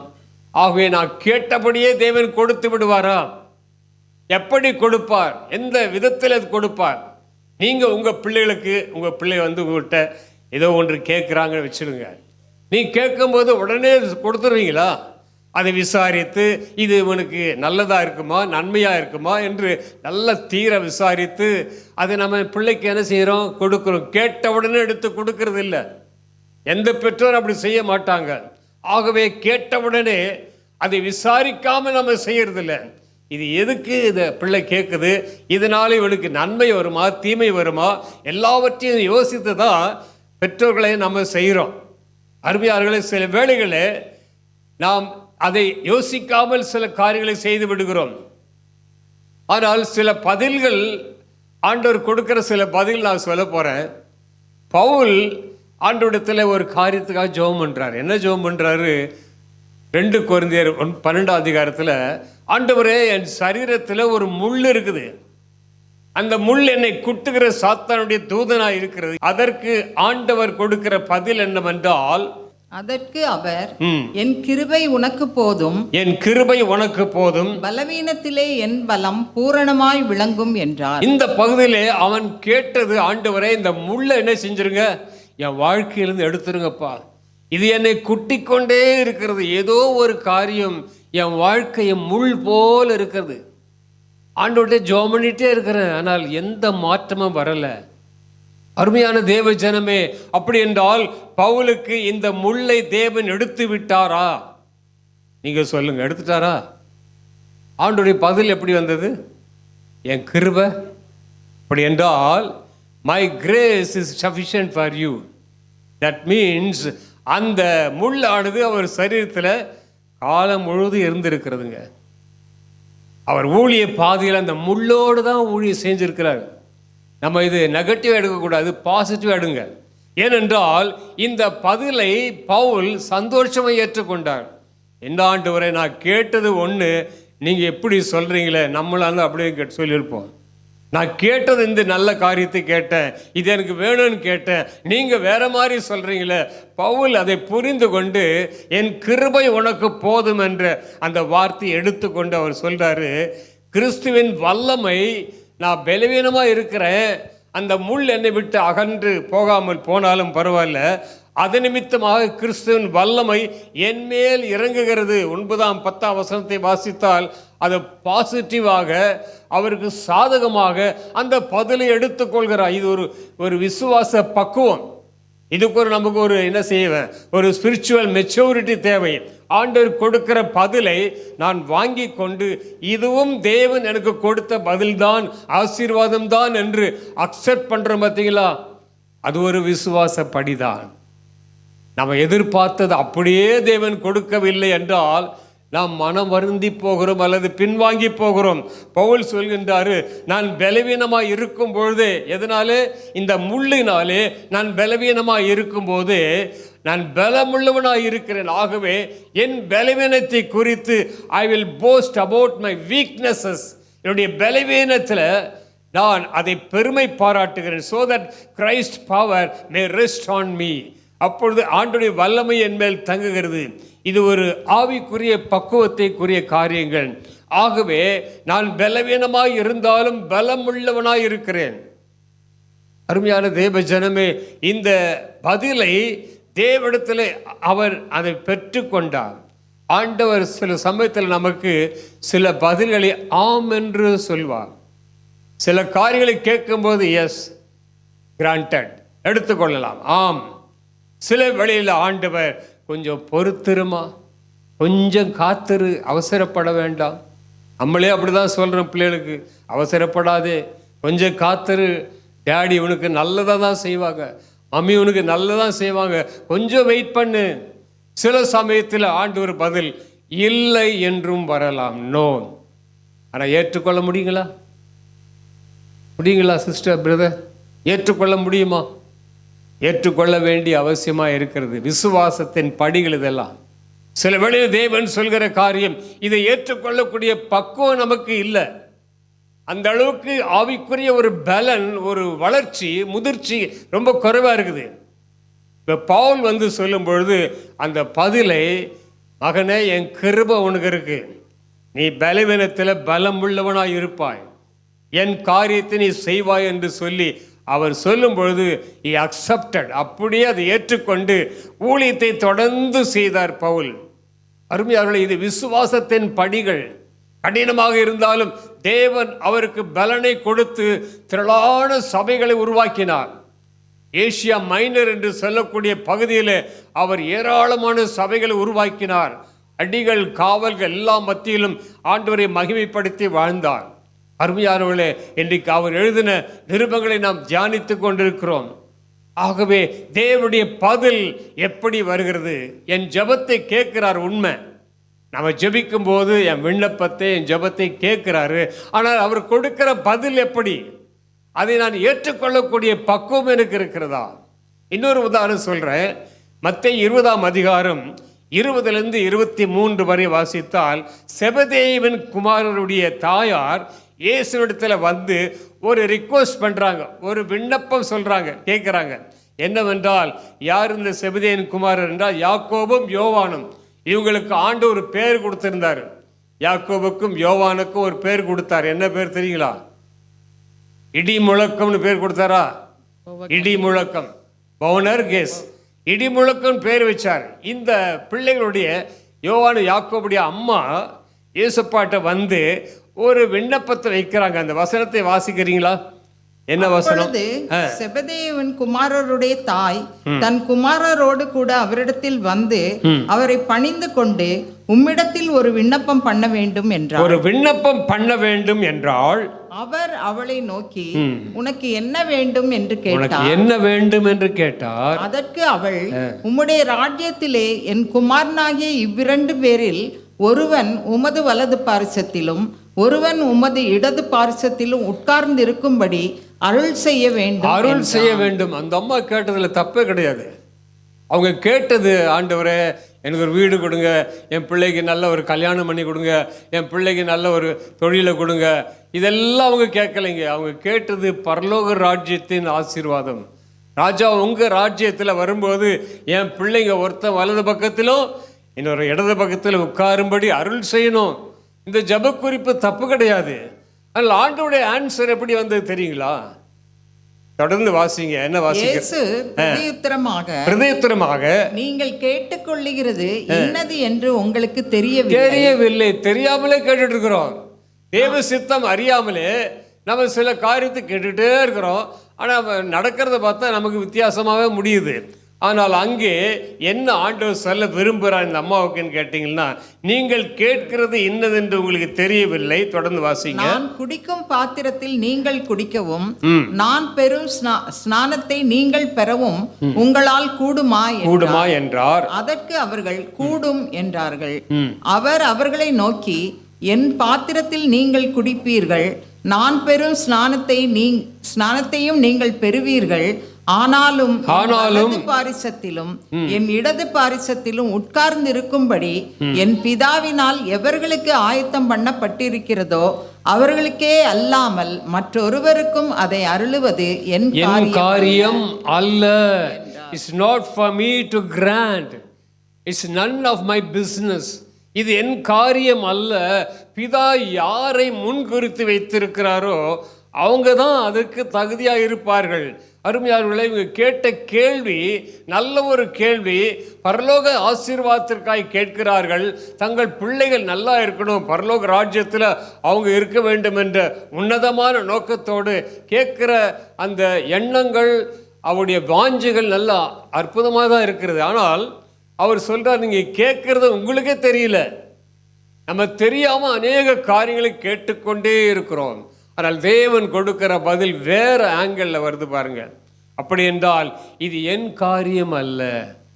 அங்கே பிதா என்ன எழுதி வைத்திருக்கிறாரோ, என்ன திட்டம் பண்ணி வைத்திருக்கிறாரோ அதுதான் அங்கே நடக்குமே, என்னுடைய காரியம் அல்ல. நம் சுயநலத்தோடு சுயநல அடிப்படையில் சில நம்ம விரும்புகிறபடி சில காரியங்களை தேவ சமூகத்தில் ஜெபித்து அதை பெற வேண்டும் என்று நம்ம விரும்புகிறோம், சுயநல அடிப்படையில். ஆனால் ஆண்டவர் அதை எப்படி ஆன்சர் பண்றாரு பார்த்தே வித்தியாசமாக இருக்கிறது. ஆகவே எல்லா ஜபங்களுக்கும் தேவன் பதில் தருகிறார். அது சத்தியம், அது மாறவே மாறாது. எல்லா ஜபத்துக்கும் தேவன் பதில் கொடுக்கிறார். ஆனால் அந்த பதில் எப்படிப்பட்ட பதில் என்பதை நாம் அறிந்து கொள்வதோ அல்லது கொடுக்கிற பதிலை ஏற்றுக்கொள்ளக்கூடிய பக்குவம் நமக்கு தேவையாக இருக்குது. அதுக்கு தான் இந்த விசுவாசமானது பலனாக இருக்க வேண்டும், வளர வேண்டும். ஆகவே நான் விரும்பும்படி தான் ஆண்டவர் செய்ய வேண்டும் என்று கர்த்தரை நாம் நிர்பந்தப்படுத்தவே முடியாது. You cannot command God to do your desire. உங்கள் விருப்பத்தை அவர் செய்ய வேண்டும் என்று அந்த அடிப்படையில் கேட்டு அவருக்கு நாம் கட்டளையிடவும் முடியாது, அவரை நிர்பந்தப்படுத்தவும் முடியாது. Because God has his own way of doing things. தேவன் அவருக்கு எப்படி பிரியமோ அதன்படி செய்வார். ஆகவே பலவீனத்தின் மத்தியில் நான் இருக்கிறேனே என்று கவலைப்பட வேண்டாம்.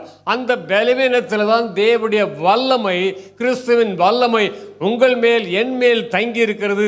அந்த பலவீனை தாங்கி கொண்டு ஓடுவதற்குரிய பலனை தருகிறார். அல்லேலூயா. எத்தனை பேருக்கு புரிஞ்சு கொள்ள முடிகிறது? அருமையான தேவ ஜனமே, சில காரியங்கள் உதாரணம் சொல்கிறேன்.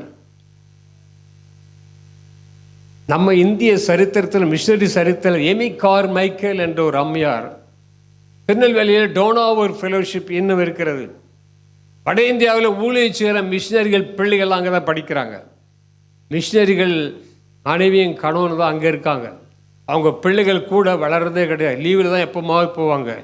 வாழ்க்கை முழுசும் அந்த பிள்ளைகள் ஸ்கூலில் தான். இந்த மிஷினரி பணிகள் இருக்கிற பணிதளங்கள் நல்ல ஸ்கூலாக இருக்காது. கடினமான இடத்துல குழந்தைகளை வளர்க்க முடியாது. ஆகவே அப்படிப்பட்ட அந்த இடம்தான் எமி கார்மைக்கேல் அம்மையை நடத்துகிற அந்த பள்ளிக்கூடம் என்ன இருக்கிறது. ஆகவே அவர்கள் ஊழியம் செய்த காலத்தில், இந்த டோனாவூரில் ஊழியம் செய்த காலத்தில் ஒரு சமயம் ஒரு விபத்து ஏற்பட்டு ஒரு பயங்கரமான பள்ளத்தில் கீழே விழுந்து அவங்க இடுப்பு, கால், எலும்பெல்லாம் முறிந்து அவர்கள் சுகமடையவே இல்லை. 20 வருடங்கள் அவங்கள கட்டில் தூக்கிட்டு அப்படியே கிராமமாக தூக்கிட்டு போய் தான் ஊழியம் செய்வாங்களாம். கட்டிலே படுத்துக்கிட்டு ஏராளமான புக்கெல்லாம் எழுதினாங்க. எந்த நிலையில் என்றால் படுத்த படுக்கையில். அருமையான தேவ ஜனமே, சுகமாயிடுச்சா? இல்லை. ஃபேனி கிராஸ்பின்னு யாராவது கேள்விப்பட்டிருக்கீங்களா? ஃபேனி கிராஸ்பி ஆயிரக்கணக்கான ஹிம் பாட்டில் எழுதினவங்க. சிறு வயதில் நம்ம கண் போயிடுச்சு, பிளைண்ட். அவங்க ஏராளமான பாடல்களை எழுதினார்கள், ஆயிரக்கணக்கான பாடல்கள். இன்றைக்கும் அந்த பாடல்கள் பெரிய பெரிய சபைகளில், உலகம் முழுசும், முழு உலகத்தில் சபைகளில் பாடப்படுகிற ஒரு பாடல். அது ரொம்ப ஃபேமஸான ஒரு பாட்டு. Blessed assurance Jesus is mine என்ற ஒரு அருமையான பாட்டு ஒரே ஒரு சரணம் மாத்திரம் பாடுறேன். ஏன்னா என்னை தொட்ட பாடல் இதில் பின்னணி சரித்திரம் என்னை மிகவும் உருக்கி விட்டது. கண் தெரியாமல் பார்வை இழந்த ஒரு மகள் இவ்வளோ பாடல்கள் எழுத வேண்டும் என்றால் அதில் எத்தனை ஒரு அபிஷேக வல்லம் இருக்கிறது பிரியமானவர்களே. Blessed assurance, Jesus is mine. Oh, what a foretaste, glory divine, year of salvation, purchase of God, born of His Spirit, washed in His blood. அருமையான தேவ ஜனமே, ஆண்டவர் இப்படிப்பட்ட ஒரு பாடல் ஒரு நோட்டில் இருக்கணும். இப்படிப்பட்ட ஒரு பாடலை தேவன் கொடுத்தார் பிரியமானவர்களே. This is my story, this is my song, praising my Savior all the day long. This is my story, this is my song, praising my Savior all the day long. Perfect submission, perfect delight, visions of rapture burst on my sight. Angels descending bring from above echoes of mercy, whispers of love. This is my story, this is my song, praising my Savior all the day long. This is my story, this is my song, praising my Savior all the day long. கண் தெரியாமல் ஒரு மகள் இந்த பாடல் உலகம் முழுவதும் பாடுறாங்க. உங்களுக்கு தெரியுமா அந்த பாட்டு? கேட்டிருக்கீங்களா? அருமையான பாடல், அருமையான. இன்னும் நிறைய பாட்டு உண்டு. ஆகவே ஏன் சொல்கிறேன்னா, அந்த பலவீனத்தின் மத்தியிலே அவர்கள் விசுவாசத்தில் ஸ்டாண்டர்டாக இருந்தாங்க. சாகர வரைக்கும் விசுவாசத்தை விடவே இல்லை. அருமையான தேவ ஜனமே, ஃபேனி கிராஸ்பியின் சரித்திரம் நீங்கள் போய் கூகுள்கள் தேடி பாருங்க. சாரா டக்கர் என்ற ஒரு அம்மையார், அவர்களும் வெளிநாட்டில் மேற்கத்திய நாட்டை சேர்ந்தவர்கள். திருநெல்வேலியில் இன்றைக்கும் அவங்க ஆரம்பித்த பள்ளி கூட இருக்குது. அந்த அம்மா யாருன்னா ஃபிசிக்கலி ஹேண்டிகேப். இது வரைக்கும் ஒரு முறை கூட இந்த பக்கம் வந்ததில்லை. அவங்க ஏதோ ஒரு நாட்டில் அந்த வெஸ்டர்ன் கண்ட்ரியில் உட்காந்துட்டு அவங்களால முடிந்த பொருளை ஈட்டி அதை சம்பாதித்து இங்கே அனுப்பிக்கிட்டே இருக்கிறாங்க. ஒரு பெரிய ட்ரைனிங் சென்டர் இருக்குது. சாரா டக்கர் கல்லூரியில் படித்த அநேக லெக்சரர்ஸ் எல்லாம் இருக்காங்க. ஆயிரக்கணக்கானவர்கள் வெளியே வந்தார்கள். இதுக்கு பின்னணியில் இருக்கிறது பார்த்தீங்கன்னா ஒரு ஹேண்டிகேப் சகோதரி. இப்போ சொல்லுங்க, நமக்கு எப்படி இருக்குது? விசுவாசத்தில் அவங்க குறைஞ்சே போகலைங்க. அருமையான தேவ ஜனமே, தேவன் நம்மை எடுத்து பயன்படுத்துவது என்பது அவரால் லேசான ஒரு காரியம். ஆனால் அந்த விசுவாசத்தில் நாம் நிலைத்திருப்பது மிக முக்கியமான காரியம். God knows what is best for us. நமக்கு எது நல்லது என்பதை தேவன் அறிந்திருக்கிறார். ஆம் பிரியமானவர்களே, தேவன் இவ்விதமாய் ஆன்சர் பண்ணுவார். சில சமயத்தில் அதை அக்செப்ட் பண்ணக்கூடிய பக்குவம் நமக்கு இருக்க வேண்டும். த ஸ்பிரிச்சுவல் மெச்சூரிட்டி. நான் கேட்டவொன்னே கொடுத்துட்டாருன்னா ஓகே, ஆண்டவருக்கு ஸ்தோத்திரம். இது ரொம்ப ஈஸி. ஏசப்பாட்ட கேட்டிருக்கிறோம். ஆகவே நாம் எதையாகிலும் நாம் கேட்கும்போது, நாம் எதை கேட்டாலும் அவர் நமக்கு செவி கொடுக்குறாரு. கண்டிப்பாக ஜபத்தை கேட்குறாரு. ஐயோ கடவுள் ஜபத்தை கேட்கன்னு யோசிக்காதீங்க. கண்டிப்பாக உங்கள் ஜபம் போயிடுச்சு. ஆனால் அவர் உங்களுக்கு வேறு விதத்தில் ஒரு ஆன்சர் கொடுக்குறாரு. அதை வாங்குவதற்கு எனக்கு என்ன இல்லை, அந்த பக்குவம் இல்லை. நான் கேட்டபடி தான் அவர் கொடுக்கணும், நான் கேட்டதும் தான் கொடுக்கணும் அப்படின்னு சொல்லி அப்படி நம்ம யோசிக்கிறோம். அது விசுவாசப்படி அல்ல. இதன் மத்தியில் கர்த்தர் என்னை ஓட வைக்கிறார். நம்ம பாடணும், என்னை ஓடும் கால்களை கொடுத்தீங்க, வேலை செய்யும் கைகளை கொடுத்தீங்க. எவ்வளோ பலவீனத்தில் மத்தியிலும் எவ்வளோ பேர் வேலை செய்கிறாங்க தெரியுங்களா? ஆகவே நான் என்ன சொல்ல வருகிறேன் என்றால், இந்த விசுவாசத்தின் படி என்பது கடினமாக இருந்தாலும் ஆண்டவர் அங்கே ஒரு ட்ரைனிங் கொடுத்து நம்ம உருவாக்குறார், மோல்டு பண்ணுறார். சரி, ரெண்டாவது படிப்பு என்னவென்றால், ஆம் ஆம் எதையாகிலும் அவருடைய சித்தத்தின்படி கேட்டால் அவர் நமக்கு செவி கொடுக்கிறார் என்று அவரை பற்றிய ஒரு தைரியம். நான் ஏற்கனவே சொன்ன தைரியம் என்பது விசுவாசத்தின் அடிப்படையில் தான் வரும். அது கூட ஆக விசுவாசமும் தைரியம் இரண்டும் இணைந்தே செல்லும். பிரியமான தேவ ஜனமே, தேவனுடைய சித்தம் என்பது உங்களுக்கு நல்லா தெரியும். தேவ சித்தத்தில் ரெண்டு பகுதியை பார்க்கலாம். ஒன்று தேவனுடைய பரிபூர்ணமான சித்தம் என்று ஒன்று இருக்குது, காட்ஸ் பர்ஃபெக்ட் வில் என்று சொல்வார்கள். இன்னொரு பக்கத்தில் தேவனுடைய சித்தம், காட்ஸ் பெர்மிசிவ் வில். அப்படி என்றால் ஒரு நிர்பந்தத்தின் பேரில் தேவன் அலோ பண்ணுற ஒரு சித்தம். இப்போ பிள்ளை வீட்டை தொந்தரவு பண்ணுது, ஏதோ அடம் பிடிக்குது, அதை நீங்கள் என்ன செய்வீங்க? முழு மனதோடு வாங்கி கொடுக்க மாட்டீங்க. இது பண்ணுற தமிழில் நம்ம சென்னையில் சேஷ்ட, இது பண்ணுற சேஷ்டினால அதை வாங்கி கொடுத்தேன்னு சொல்லுவாங்க சில அப்பா அம்மா. அது அடம் பிடிச்சது. இதை பர்மிசிவ் வில்லுங்கிறது. அப்போ தேவனுடைய பர்ஃபெக்ட் வில் என்றால் தேவன் எல்லாவற்றையும் அழகாய் செய்வார், பர்ஃபெக்ட் வில். ஆக இது ஒரு விசுவாசத்தின் அடிப்படை தான். 1 சால் 30 தாவீது சிக்லாகில் வரும்போது எல்லாத்தையும் இழந்திருக்கிறான். வீடு வாசல் பிள்ளைகள் எல்லாம் போயிடுச்சு, மனைவி மக்கள் எல்லாம் டோட்டலாக விட்டு அந்த ஊரை அழிச்சிட்டானுங்க. தாவீது நெருக்கப்பட்டாரு, அழுகிறாரு, கூட இருக்கிறவன் கல்லறிய பார்க்குறான். தாவீது ரொம்ப உடஞ்ச ஒரு பாத்திரம், அப்பா கிட்ட அழுகுறான், ஆண்டவரே நான் என்ன செய்யறது ஆண்டவரே? கர்த்தருக்குள் திடப்படுத்தி கொண்டு, ஆண்டவரே நான் அந்த தண்டை பின்தொடரட்டுமா கேட்குறான். இழந்ததை நான் திரும்ப பெறுவேன் ஆண்டவரே. ஆண்டவருடைய சித்தம் என்ன தெரியுமா? நீ இப்போ அதை எல்லாவற்றையும் திருப்பிக் கொள்வாய். ஸோ இந்த இடத்துல தேவனுடைய பரிபூர்ணமான சித்தம் நிறைவேறுவதை பார்க்கிறோம்.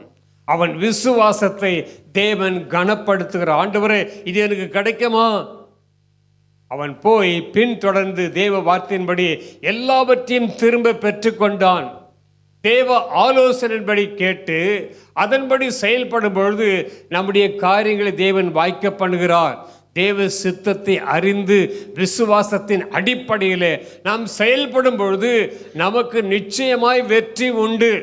நான் சொல்றத புரிஞ்சிடுங்க. தேவ ஆலோசனை கேட்டு அவருடைய சித்தத்தை அறிந்து விசுவாசத்தின் அடிப்படையில் நாம் செயல்படும் பொழுது எல்லா காரியத்தையும் தேவன் வெற்றியாய் முடிக்கிறார். ஆக நமக்கு தேவை அந்த அளவுக்கு ஒரு ஆவிக்குரிய முதிர்ச்சி தேவையா இருக்கிறது. ஒரு சிறு குழந்தைகளைப் போலவே இந்த விசுவாச வாழ்க்கை வாழக்கூடாது. என்ன வயசு, 70 வயசு 60 70 வயசுல கூட ஒரு சின்ன பிள்ளை போல கிறிஸ்தவத்தில் அப்படியே வளராமல் இருக்கக்கூடாது. ஆகவே நம்ம அதில் வளர வேண்டும். அதுக்கு தான் முன்னாடியே சொன்னேன், இந்த விசுவாச வார்த்தையை செய்தியை கேட்க கேட்க வேதம் சொல்கிறது, விசுவாசத்தை எப்படி வருமா? கேள்வியினால வரும். கேள்வி எப்படி வரும்? தேவனுடைய வார்த்தையினால வரும். இதை கேட்க கேட்க எனக்குள்ள அந்த விசுவாசம் வளர ஆரம்பிக்கிறது. நான் கர்த்தருக்குள் வெற்றி உள்ள வாழ்க்கை வாழ முடியும். எனக்கு எல்லாம் கிடைச்சிருச்சுங்க, இனிமே என்ன இருக்குது? கண்ணை மூடினா போதும். அதுவல்ல விசுவாச வாழ்க்கை. இல்லாமையிலும் வறுமையிலும் எல்லா விதமான நிலையிலும் நான் இயேசுவுக்காக வாழ முடிகிறது என்பதுதான் விசுவாசம். இயலாமை இல்லாமை இதில் மத்தியிலே நான் திருப்தியோடு வாழ்கிறேன். பார்த்தீங்களா? கிறிஸ்துவுக்காக வாழ்வது இதான் விசுவாச வாழ்க்கை. லூக்கா 22ஆம் அதிகாரத்தில் இங்கே ஆண்டவருடைய சித்தத்தை பார்க்கும் பொழுது கெத்செமனே தோட்டத்தில் ஏசப்பா பிதாவின் சித்தத்துக்கு முற்றிலும் ஒப்பு கொடுக்கிறார். பாருங்க, டோட்டல் சரண்டர், டோட்டல் ஆண்டவருடைய பிதாவின் சித்தத்திற்கு, ஆண்டவரே என் சித்தம் அல்ல உம் சித்தம் ஆகட்டும் என்று சொல்லி பிதாவின் சித்தத்திற்கு ஒப்பு கொடுக்கிறதை நாம் பார்க்கிறோம் பிரியமானவர்களே. ஆகவே தேவ சித்தத்தை நிறைவேற்றி அவர் சித்தத்தை அறிந்து செயல்படுவது அது ஒரு விசுவாசத்தின் படியாக மாறுகிறது. ஆம் பிரியமானவர்களே, தேவன் விரும்புகிற காரியம் அதுதான். ஆகவே நாம் ஒன்றை கேட்கிறோம், ஒருவேளை ஆண்டவர் எனக்கு கொடுக்கிற பதில் வித்தியாசமாக இருந்தாலும் அதை ஏற்றுக்கொள்ளக்கூடிய பக்குவம் நமக்கு தேவையாக இருக்கிறது. ஆகவே தேவ சித்தம் என் வாழ்க்கையில் நிறைவேறட்டும் என்று அவருடைய சித்தத்திற்கு அர்ப்பணிக்கும் பொழுது தேவன் நம்மை ஆசீர்வதிக்கின்றான். அடுத்தது இது இரண்டாவது படி என்ன சொன்ன என்றால், நாம் எதையாகிலும் அவருடைய சித்தத்தின்படி கேட்டால் அவர் நமக்கு செவி கொடுக்கிறார் என்பது அவரை பற்றிய தைரியம். அது ஒரு விசுவாசம். நான் அவருடைய சித்தத்தின்படி கேட்பது. சில சமயத்தில் அவர் சித்தம் இல்லாமல் கேட்குறோம். எப்படி இந்த செபதேயின் தாயார் கேட்டது போல, பரலோகத்தில் என் பிள்ளைங்க 2 பேருங்க பக்கத்தில் உட்காரணும், அவங்களுக்கு தெரியும் என்ன கேட்குறாங்கன்னு சொல்லி. ஆண்டவர் அதுக்கு சொன்ன பதில், அது என் காரியம் அல்ல. ஆக அப்படி சித்தத்தின்படி நாம் கேட்கும் பொழுது நிச்சயமாய் தேவன் பதில் கொடுக்கிறார். ஆகவே அடுத்ததாக 3வது படி என்னவென்றால், அவரிடத்தில் நாம் கேட்டவைகளை பெற்றுக்கொண்டோம் என்ற விசுவாசம். இது ஒரு மேலான விசுவாசம் என்று நான் நம்புகிறேன். ஏனென்றால் அவரிடத்தில் நாம் கேட்டவைகளை பெற்றுக்கொண்டோம். அதாவது நான் கேட்டது இன்னும் கைக்கு வந்து சேரல, ஆனால் கிடைச்சிட்டு மாதிரி நான் என்ன செய்கிறேன், நம்பிக்கையோடு வாழ்கிறேன். நான் ஒரு கேட்டிருக்கிறேன், ஜெபத்தில் ஆண்டுட்டு கேட்டிருக்கேன், அவர் சமூகத்தில் போயிடுச்சு, அது எனக்கு இன்னும் கிடைக்கல, ஆனால் கிடைச்ச மாதிரி நான் என்ன செய்கிறேன், நான் அதை யோசிக்கிறேன், அதை நான் விசுவாசிக்கிறேன். இல்லாதவைகளை இருக்கிறவளை போல அழைக்கிற தேவன் அவர். ஒன்றுமே இல்லை. இது 3வது படி. இன்னும் கொஞ்சம் போயிட்டே இருக்கு. 4, 5, 6 படிக்கு போக போக இந்த விசுவாசத்தின் வளர்ச்சி நம்ம பார்த்துக்கிட்டே இருக்கலாம். அது ரொம்ப அற்புதமாய் போய் கொண்டிருக்கும். ஆகவே இந்த 3 படியோடு நான் முடிக்கிறேன். ஒரு மேலான விசுவாசம் என்று நம்புகிறேன். ஏனென்றால் இது இட்ஸ் அ பாசிட்டிவ் எக்ஸ்பெக்டேஷன் சொல்கிறேன். ஒரு என்ன சொல்ற, ஒரு சாதகமான ஒரு எதிர்பார்ப்பு, ஒரு நம்பிக்கை நிறைந்த எதிர்பார்ப்பு. நான் கேட்டிருக்கிறேன், அதை நான் பெற்றுக்கொள்வேன் என்ற உறுதி. இந்த விசுவாசத்தினுடைய வளர்ச்சி இது. ஆபிரகாமை பார்க்கும்போது ரோமன் 4ஆம் அதிகாரத்தில் 19ஆம் வசனத்தில் அவன் விசுவாசத்தில் பலவீனமாய் இருக்கவில்லை என்று வேதம் சொல்கிறது. 4:19 அவன் விசுவாசத்தில் எப்படி இல்லைங்களா, பலவீனமாய் இருக்கவில்லை. அவன் ஏறக்குறைய 100 வயது உள்ளவனாய் இருக்கும்போது தன் சரீரம் செத்து போனதையும் சாராளுடைய கர்ப்பம் செத்து போனதையும் எண்ணாதிருந்தான். பாருங்கள், ஒன்றுமே பாசிபிலிட்டியே இல்லை, அங்க எந்த சாத்தியக்கூறே கிடையாது. அதன் மத்தியிலே அந்த விசுவாசம் எப்படி இருக்கு பார்த்தீங்களா? 2 பேருக்குமே தான், ஆபிரகாமும் சரி சாராளுக்கும் சரி, அவன்கள் விசுவாசத்தில் பலவீனமாக இருக்கவில்லை. 21ஆம் வசனத்தை வாசித்தால் verse 21, தேவன் வாக்குத்தத்தம் பண்ணியதை நிறைவேற்ற வல்லவராய் இருக்கிறார் என்று முழு நிச்சயமா நம்பி தேவனை மகிமைப்படுத்தி விசுவாசத்தில் வல்லவனானான். நம்ம வாழ்க்கையில இதுதான் நம்ம நடக்கணும். ஆண்டவரே, விசுவாசத்திலே வல்லவனாய் மாறுவது, உறுதியாய் நம்புவது. ஆகவே விசுவாசத்திலே அவன் வளர்ந்தான், அவன் உறுதியாக இருந்தால், அதில் எந்த விதமான பலவீனமாக இருக்கவில்லை, தேவனை மகிமைப்படுத்தினான். அருமையான தேவ ஜனமே, இதை விசுவாசத்தினுடைய வளர்ச்சியை பார்க்கிறோம். ஆதியாகமம் 22 ஆண்டவர் சொல்லும்பொழுது, உன் மகனை ஈசாக்கை எனக்கு பலியிட வேண்டும் என்று சொல்லும் பொழுது அவன் என்ன செய்தான் என்றால், ஆதியாகமம் 22:1 நமக்கு தெரிஞ்ச பகுதி தான் இதெல்லாம். ஆபிரகாம் ஈசாக்கு இடத்துல கேட்கிறாரு, ஆபிரகாம் இடத்துல இந்த காரியங்கள் நடந்த பின்பு தேவன் ஆபிரகாமை சோதித்தார். எப்படி எனில், அவர் அவனை நோக்கி ஆபிரகாமே என்றார். அவன் இதோ அடியேன் என்றான்.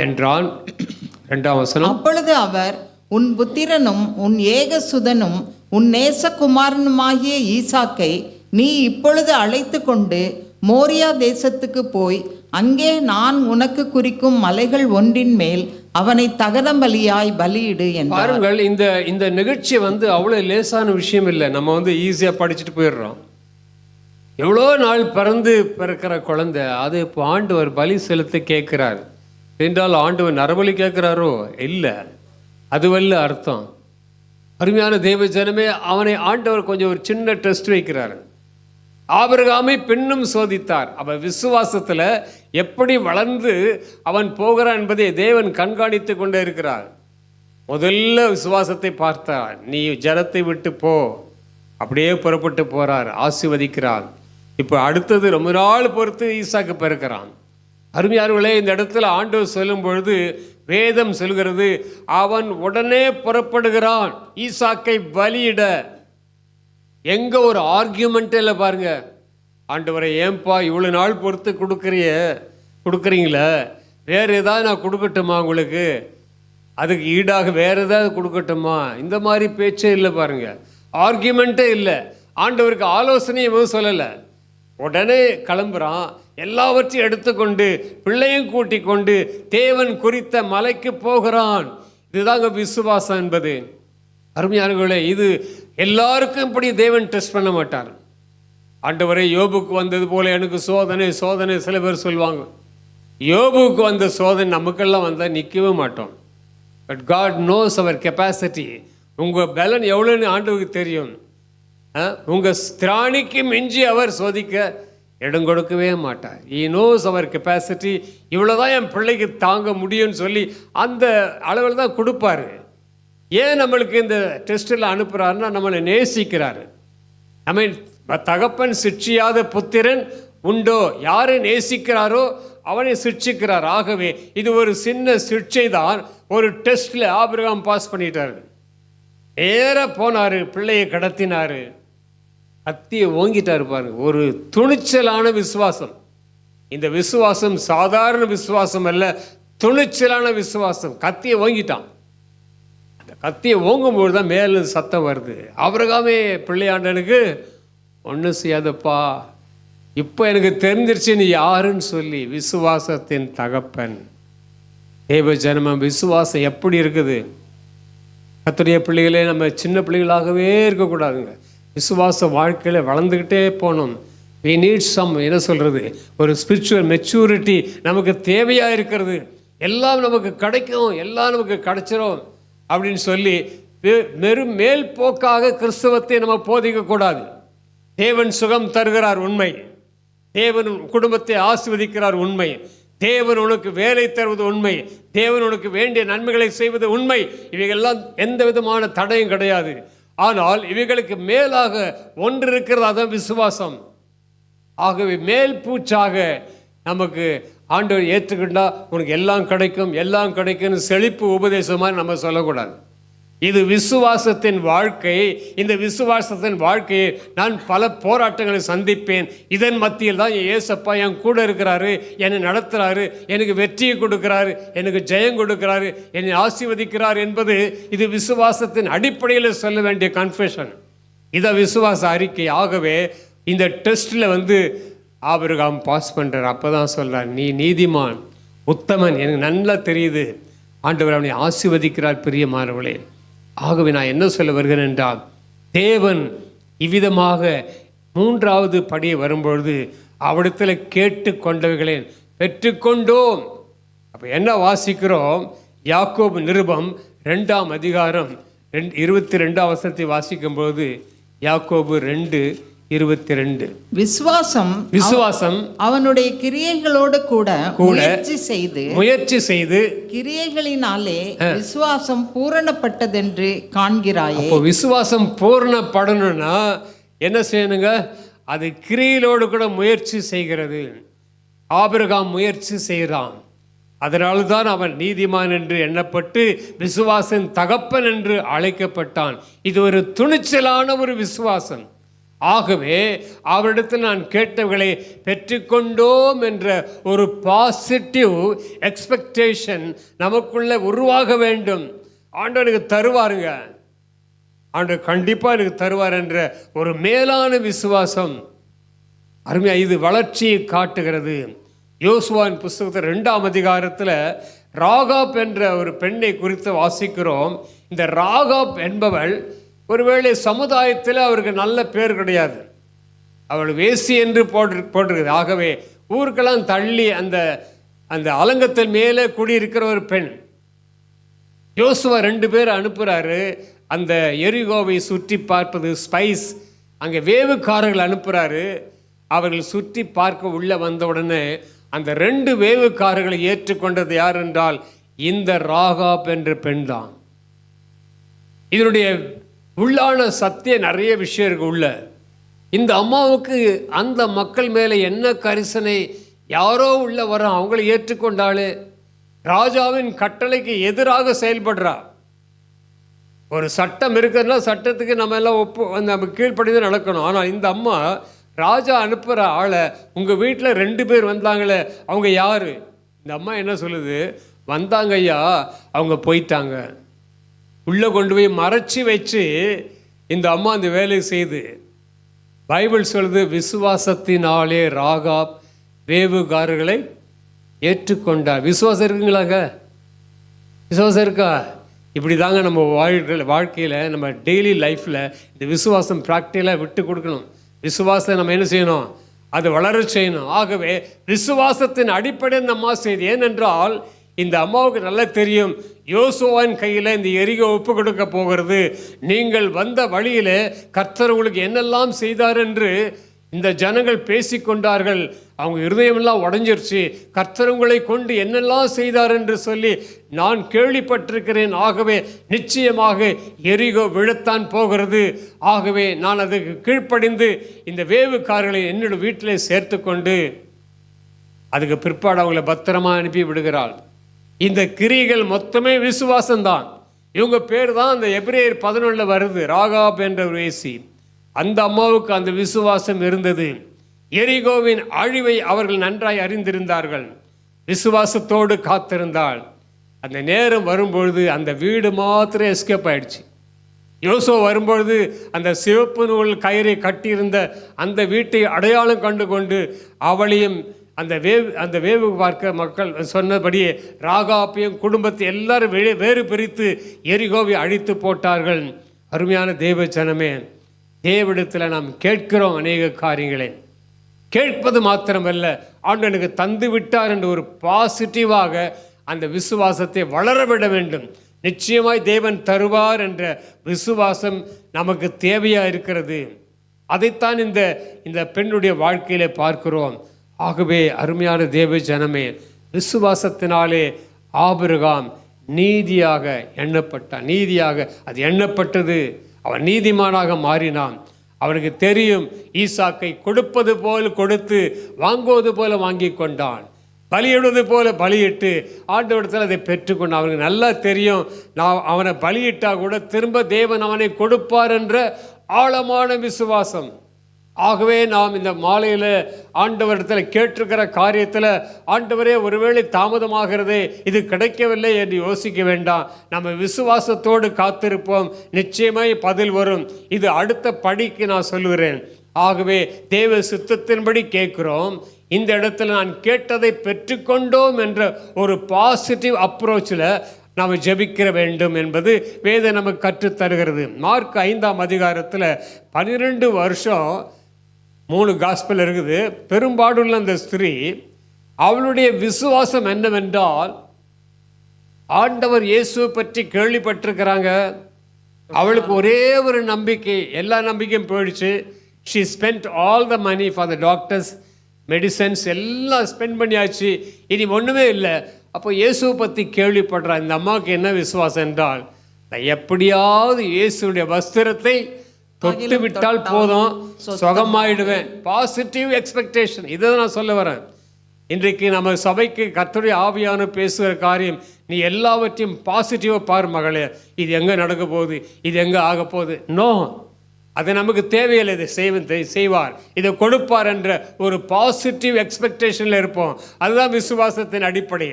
ஆகவே இந்த அம்மாவுக்கு ஒரு விசுவாசம் என்னவென்றால், நான் பணத்தெல்லாம் செலவு பண்ணிட்டேன், எவ்வளோ மருந்தெல்லாம் சாப்பிட்டாச்சு, இனிமேல் என்ன செய்ய முடியும்?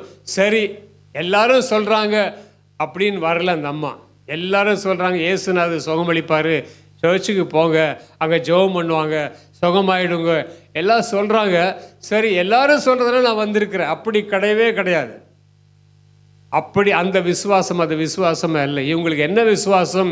இயேசுவின் வஸ்திரத்தை நான் தொட்டு விட்டால் போதும், நான் சுகமாவேன், நான் சுகம் அடைஞ்சிருவேன் என்ற ஒரு விசுவாசம் அந்த அம்மாவுக்குள்ளே ஏற்கனவே துளிர்விட ஆரம்பித்து விட்டது.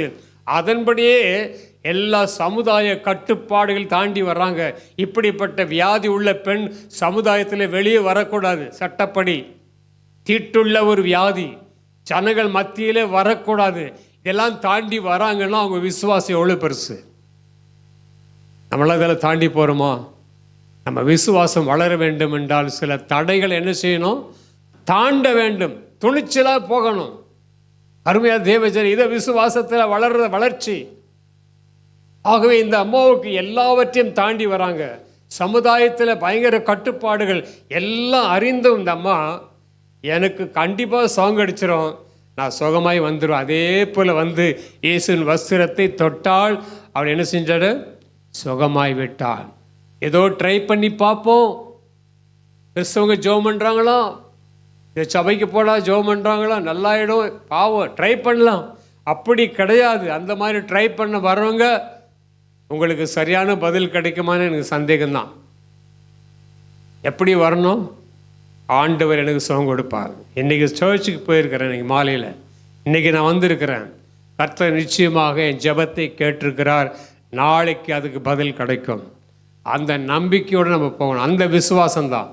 அதுதான் இந்த அம்மாவுக்குள்ளே இருந்தது, அதான் ராகாபுக்குள்ளே இருந்தது, அதான் அதை முழுதும் நான் வாசிக்கிறோம். ஆகவே தேவன் அப்படிப்பட்ட விசுவாசத்தை கனப்படுத்த விரும்புகிறார். God wants to honor that type of faith. அருமையானது. மூன்றாம் படி என்பது நான் கேட்டுக்கொண்டதை பெற்றுக்கொண்டேன் என்ற ஒரு பாசிட்டிவ் அப்ரோச், ஒரு பாசிட்டிவ் எக்ஸ்பெக்டேஷன் நமக்கு அவசியமாக இருக்கிறது. பிரியமானவர்களே, தேவன் நம்மிடத்தில் எதிர்பார்க்கிற காரியங்கள், முதல் குறிப்பு சொன்னேன், நாம் எதை கேட்டாலும் அவர் நமக்கு செவி கொடுக்கிறார். செவி கொடுக்கிறார் கண்டிப்பாக. ஆனால் அவர் கொடுக்கிற பதில் நான் விரும்புகிறபடி, நான் நினச்சபடி இல்லையே அப்படின்னு யோசிக்காதீங்க. அது நல்லது தான், அது நன்மைக்காக தான். நமக்கு தெரியும், அன்றைய அவருடைய தீர்மானத்தின்படி அழைக்கப்பட்டவர்களாய் தேவனிடத்தில் அன்பு கூறுவர்களுக்கு சகலமும் விசுவாசியே, தேவ பிள்ளையே, ரோமர் 8:28 மறந்துடாத. எந்த விதமான போராட்டத்தின் மத்தியில் அது எனக்கு நன்மையாக தான் முடியும் நீங்கள் நினைக்கணும், அதை விசுவாசிக்க வேண்டும். முதல் காரியம், நாம் எதை கேட்டாலும் அவர் செவி கொடுக்கிறார் என்பது அது ஒரு விசுவாசம். முதல் படி. அவர் எந்த பதில் கொடுத்தாலும் நான் ஏற்றுக்கிறேன் பிரதர், நான் எதை கொடுத்தாலும் ஏற்றுக்கொள்கிறேன். பவுல் ஏற்றுக்கொண்டார் இல்லையா? பவுல் ஏற்றுக்கொண்டார். ரெண்டாவது, நாம் எதையாகிலும் அவருடைய சித்தத்தின்படி கேட்டால் அவர் நமக்கு செவி கொடுக்கிறார் என்ற ஒரு தைரியம். அவர் சித்தத்தின்படி என்பது என்ன? ஆண்டவரே, உம்முடைய சித்தத்திற்கு அர்ப்பணித்து நான் கேட்கிறேன், என் சித்தம் அல்ல. பவுலை ஆண்டவர் சந்திக்கும் பொழுது தமஸ்கு போகிற வழியில், ஆண்டவரே நீர் யார் என்று, நீ துன்பப்படுத்துகிறேசு நான் தான், அப்போ நான் என்ன செய்ய சித்தமாக இருக்கு? உடனே கேட்டான், ஆண்டவரே what is your will? I want to two your will. உங்கள் சித்தத்தை தான் நான் செய்ய விரும்புகிறேன், என்ன செய்யணும் ஆண்டவர்? இம்மீடியட்டாக கேட்ட கேள்வி, தேவ சித்தம் என்ன? தேவ சித்தத்திற்கு ஒப்பு கொடுத்து நீங்கள் ஜெபித்தால், நாம் ஜெபித்தால், நீங்கள் ஜெபித்தால் அந்த காரியம் ஜெயமாய் முடியும். கண்டிப்பாக ஜெயம் முடியும். தேவன் நம்மை ஏமாற்றுகிற தேவன் அல்ல. சொல்வார்கள், the creator never cheats his creations என்று சொல்வார்கள் ஆங்கிலத்தில். The creator never cheats his creations. படைத்தவர், படைப்பின் காரணம் இருந்த படைத்த தேவன் படைப்புகளை ஏமாற்ற மாட்டார், சொல்லிட்டு செய்யாமல் இருக்க மாட்டார். பொய் சொல்லவர் மனுஷன் அல்ல, மனமாற மனபுத்திரவர், சொல்லியும் செய்யாதிருப்பாரோ? அருமையான தேவ ஜனமே, எல்லாம் பாசிட்டிவாக எடுப்போம். விசுவாச வாழ்க்கை என்பது ஒரு பாசிட்டிவ் ரோடு தான். இந்த ரோடில் நடக்கும்போது, விசுவாச பாதையில் எல்லாம் எனக்கு கிடைக்கும், எல்லாம் ஜெயமாக இருக்கும்.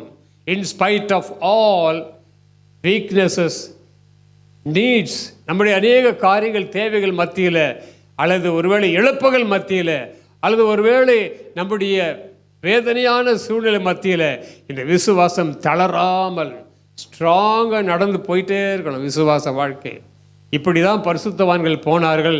இதைத்தான் எபிரேயர் 11 வாசிக்கிறோம். பிரியமானவர்களே, இன்றைக்கி ராத்திரிக்கு போய் எபிரேயர் 11 நிதானமாக வாசித்து பாருங்கள். 16 கேரக்டர் இருக்கும்.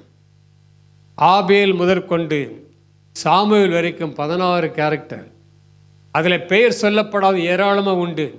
இந்த விசுவாச வாழ்க்கையில் அவங்கெல்லாம் கொடி பிடித்தார்கள், அவங்கெல்லாம் விசுவாச வீரர்கள் என்று சொல்லப்பட்டார்கள். ஆகவே அதை படிக்க படிக்க நமக்கு விசுவாசம் வளரும். நம் வாழ்க்கையில் ஜெயமுள்ள வாழ்க்கை வாழலாம். ஏதோ ஒரு காரியம் எனக்கு கேட்டேன், அது கொடுக்கல அப்படின்னு சொல்லி நிறைய பேர் சபைக்கு வர்றதில்ல, வேதத்தை வாசிக்கிறதில்ல. இதெல்லாம் ரொம்ப சில்லி மேட்டருங்க. விசுவாசத்தில் வளர்ந்தவங்க இதை சில்லியாக தான் பார்ப்பாங்க. அருமையான தேவஜன், தேவன் நமக்கு பெரிய திட்டத்தை வச்சிருக்கிறார். உன்னதமான திட்டம், பரலோக ராஜ்யத்தின் திட்டம். இந்த பூமிக்குரிய திட்டத்தை இந்த உலகத்தான் வச்சிருப்பான். நம்முடைய ராஜ்யம் இந்த உலகத்துக்குரியது அல்ல. நம்ம திட்டமே மேலான ஒரு திட்டம், உயர்ந்த நோக்கம். கடவுள் நம்ம அதுக்கு தான் அழைச்சிருக்கிறாரு.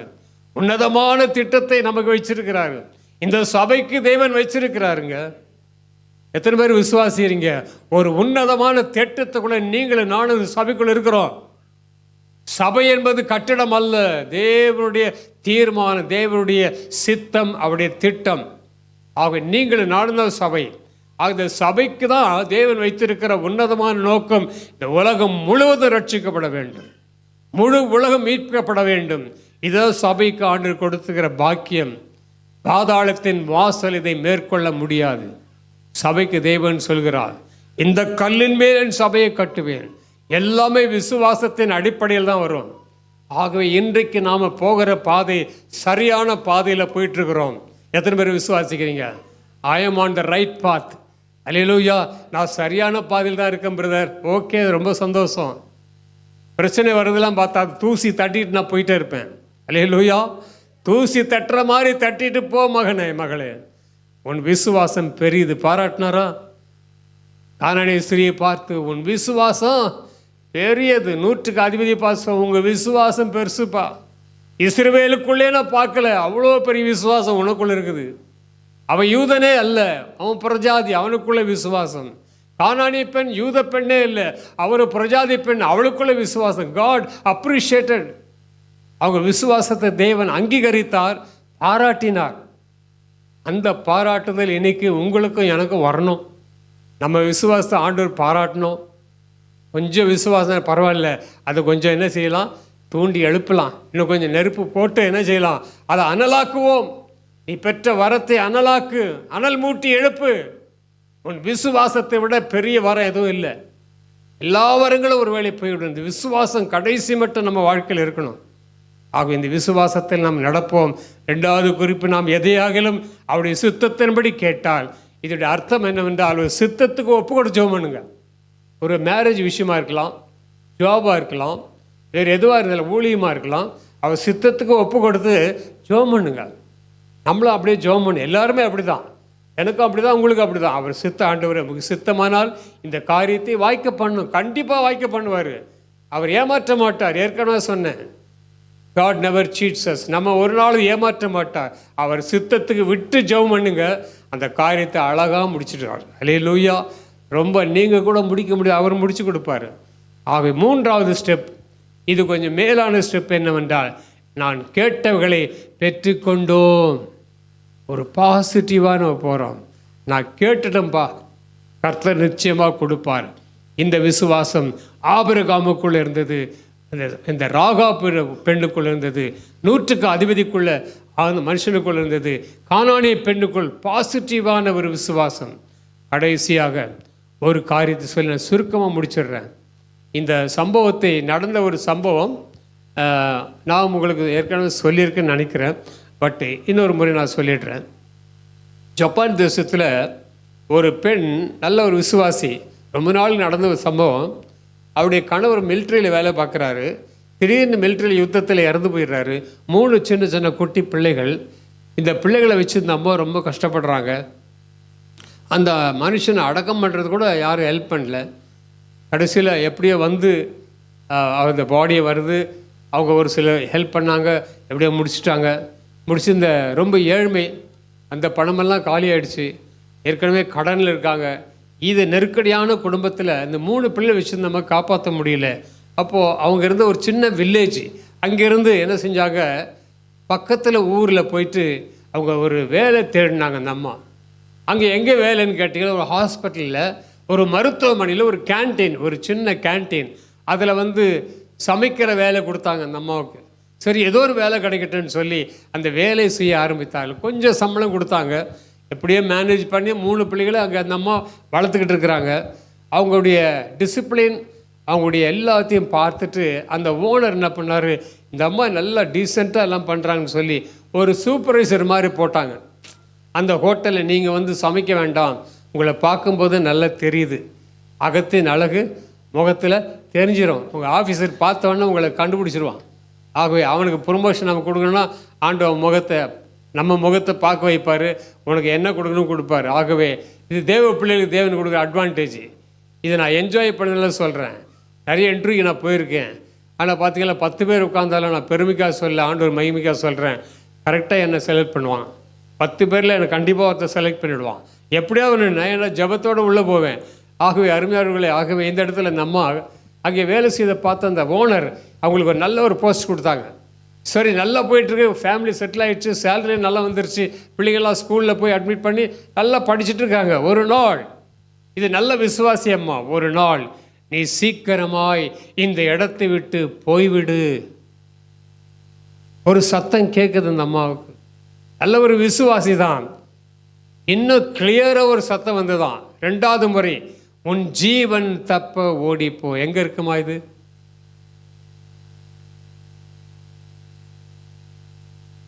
லோத்துக்கு சொல்லப்பட்ட வார்த்தை, உன் ஜீவன் தப்ப ஓடிப்போ. ஆதியாகமம் 19 இருக்குது, உன் ஜீவன் தப்ப ஓடிப்போ. இந்த வசனம் அவங்க மைண்டில் வந்துட்டே இருக்கான்.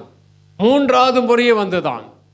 இது என்ன ஆண்டவரே, இப்போ தான் நான் செட்டில் ஆகிருக்கேன், என் பிள்ளைங்கள்லாம் படிக்க ஆரம்பிச்சிட்டாங்க, நல்ல ஒரு ஜாப், நல்ல இன்க்ரிமெண்ட், நல்ல சேலரி கொடுக்குறாரு எங்கள் ஓனரு. ஆண்டவர் சொன்ன 3வது முறை, உன் ஜீவன் தப்ப ஓடிப்போ. உடனே இந்த அம்மா டிசைட் பண்ணாங்க. இதுதான் விசுவாச அடிப்படையில் செயலாற்றுகிற சில காரியம். கொஞ்சம் கஷ்டமாக தான் இருக்கிற மாதிரி இருக்கும், ஆனால் விசுவாசத்தில் எல்லாம் ஆகும். ஆகவே இந்த அம்மா ஜெபம் பண்ணிவிட்டு 3 பிள்ளைகளையும் கூட்டிகிட்டு அங்கிருந்து ஒரு 30-40 கிலோமீட்டர் தூரத்தில் ஒரு ஹில் ஸ்டேஷனுக்கு போயிட்டாங்க. இவங்க இருந்த இடம் எதுவென்றால் ஹிரோஷிமா என்ற ஒரு இடம். ஹிரோஷிமான்னு உங்களுக்கு ஞாபகம் வரும். என்ன ஞாபகம் வருது? போட்டாங்களா குண்டு, ஆட்டம் பாம். இந்த ஹிரோஷிமா பட்டணத்தில் அந்த அம்மா இருக்காங்க. அந்த ராத்திரியோடு ராத்திரி பிள்ளைகளை கூட்டிகிட்டு அந்த தூரத்துக்கு போயாச்சு. போயிட்டு அங்கே அவங்க இருக்கும்போது அடுத்த நாள் பொழுது விடிந்து பேப்பர்லாம் பயங்கரமான நியூஸ் வருது. இது நடந்தது 1945 ஆகஸ்ட் 6ஆம் தேதி காலை 8:20 மணிக்கு நடக்குது. அங்கே பேப்பர், ரேடியோ எல்லாம் நியூஸ் பறக்குது. என்னவென்றால் அந்த ஹிரோஷிமா நகரத்தின் பட்டணத்தின் மீது அமெரிக்காவின் முதல் ஆட்டம் குண்டு போட்டான். அட்டாமிக் பாம் போட்டதுனாலே அந்த பட்டணம் மொத்த சாம்பலானது. ஆயிரக்கணக்கான மக்கள் மரித்து விட்டார்கள். அந்த செய்தி அந்த புக்கில் நான் வாசித்தேன். அருமையான தேவ ஜனமே, அந்த இடத்துல என்ன நடந்திருக்குன்னு பாருங்கள். ஆனால் இந்த குடும்பம் அழகாக காப்பாற்றப்பட்டது. அல்லேலூயா. விசுவாசம், விசுவாச வார்த்தை, தேவனுடைய வசனம் எல்லாம் விசுவாசம்தாங்க.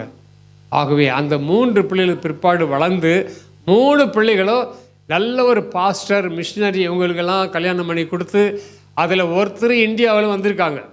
ஒரு மகள் இந்த பூனாவில் யூனியன் பிப்ளிக்கல் செமினரி என்ற UBS என்ற ஒரு பைபிள் காலேஜில் லெக்சரராக வந்திருக்காங்க. ஒரு அம்மா, ஒரு ஃபேமிலி. இந்த 3 குடும்பத்தில் ஒருத்தர். அந்த சரித்திரம் சொல்கிறது. அருமையான தேவ ஜனமே, அந்த குடும்பத்தை தேவன் அவ்வளோ பெரிய ஆட்டம் பாம்பிலேருந்து காப்பாற்றினார். விசுவாசியே, நீ பதறாதே, விசுவாசத்தால் நீதிமான் பிழைப்பான். இதாங்க விசுவாசமாகவே தேவன் இன்றைக்கு நம்ம வாழ்க்கையில் இந்த 3 படிகளையும் தாண்டி ஒவ்வொரு படியில் நம்ம கற்றுக்கொண்டு நம்மை அழைக்க விரும்புகிறார். ஆகவே இந்த மாலையில் உங்கள் விசுவாசத்தை நான் கொஞ்சம் தூண்டி எழுப்பி அந்த விசுவாசத்தின் அடிப்படையில் நீங்கள் செயல்படுங்க. எந்த காரியமானாலும் கவலைப்படாதீங்க. அவர் கிருபை பெரிதாக இருக்கிறது. இந்த விசுவாசத்தினால் நாம் என்ன செய்வோம்? நாம் ஜெயம் பெற்று வாழ முடியும். ஒரே ஒரு பாட்டு நான் பாடி ஜெபிக்க விரும்புகிற, முடிக்கலாம். கர்த்தர் நல்லவர். பழைய பாட்டு இது. தேவ சித்தம் நிறைவேற என்னையும் ஒப்படைக்கிறேன். தேவ சத்தம் என்னுள்ளம் பலமாக தோனிக்குதே. தேவ சித்தம் நிறைவேற என்னையும் ஒப்படைக்கிறேன்.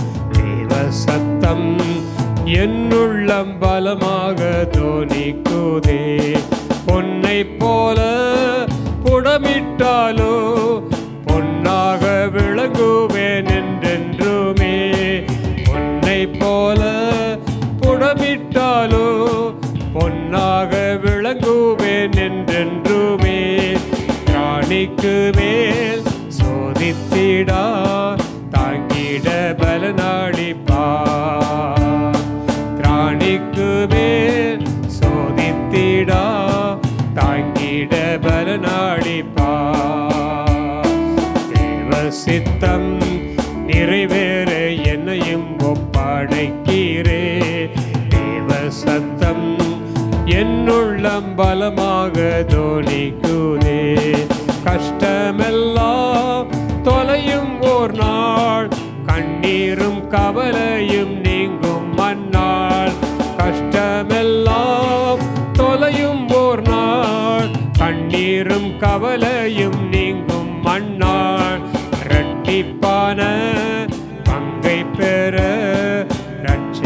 ரட்சகர் அழைத்திடுவார்.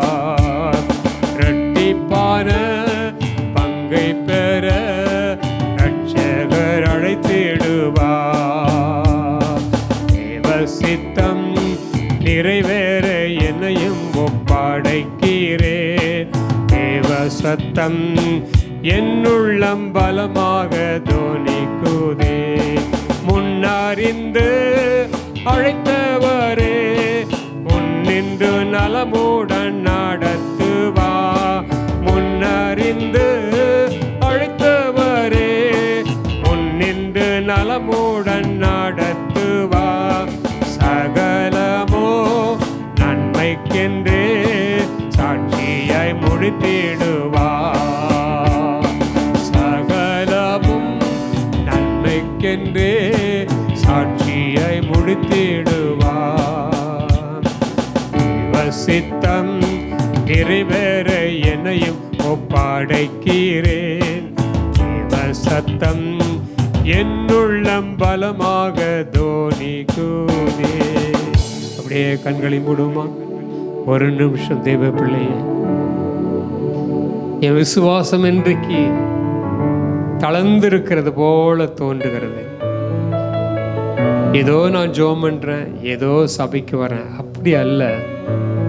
நான் வருவது தேவ சித்தத்தை அறிந்து விசுவாச வாழ்க்கையிலே என்னுடைய ஓட்டத்தை எனக்கு கொடுக்கப்பட்ட பாதையிலே ஓட விரும்புகிறேன். இந்த விசுவாசத்தில் நான் வளர விரும்புகிறேன். நான் எதை கேட்டாலும் அவர் எனக்கு செவி கொடுக்கிறார். அவர் கொடுக்கிற பதில் எதுவாக இருந்தாலும் நான் வாங்க ஆயத்தமாக இருக்கிறேன்னு நீங்கள் ப்ரிப்பேர் பண்ணுங்க. Whatever the answer God gives, I accept it. நான் அதை ஏற்றுக்கொள்கிறேன். என்ன பதில் கொடுத்தாலும் அதில் நன்மைக்காக தான் இருக்கும். நாம் எதையாக அவருடைய சித்தத்தின்படி கேட்டால் அவர் நமக்கு செவி கொடுக்கிறார். ஒரு தைரியம் நமக்குள்ள. நிச்சயமாக அவர் சித்தத்துக்கு விட்டு கொடுத்து நாம் ஜெபிக்கும் பொழுது கண்டிப்பாக தேவன் நமக்கு பதில் தருவார். மூன்றாவது, நாம் கேட்டவர்களை பெற்றுக்கொண்டோம் என்ற ஒரு பாசிட்டிவாக, ஆமாம் ஆண்டவரே நாங்கள் பெற்றுக்கொண்டோம் என்ற அந்த நம்பிக்கையின் அடிப்படையில், விசுவாசத்தின் அடிப்படையில் ஆண்டவரே எங்களை அர்ப்பணிக்கிறோம் என்று சொல்லி நீங்கள் ஜெபியுங்க. கர்த்தர் நிச்சயமாக உங்கள் விசுவாசத்தை கனப்படுத்தி ஆபிரகாமை தேவன் ஆசீர்வதித்தார். அந்த சந்ததியில் தான் நீங்களும் நானும் இருக்கிறோம். ஆபிரகாமுடைய அந்த சந்ததி இயேசு கிறிஸ்துவின் வழியாய் இந்த விசுவாச மார்க்கத்தாராய் தேவன் நம்ம வச்சிருக்கிறார்கள்.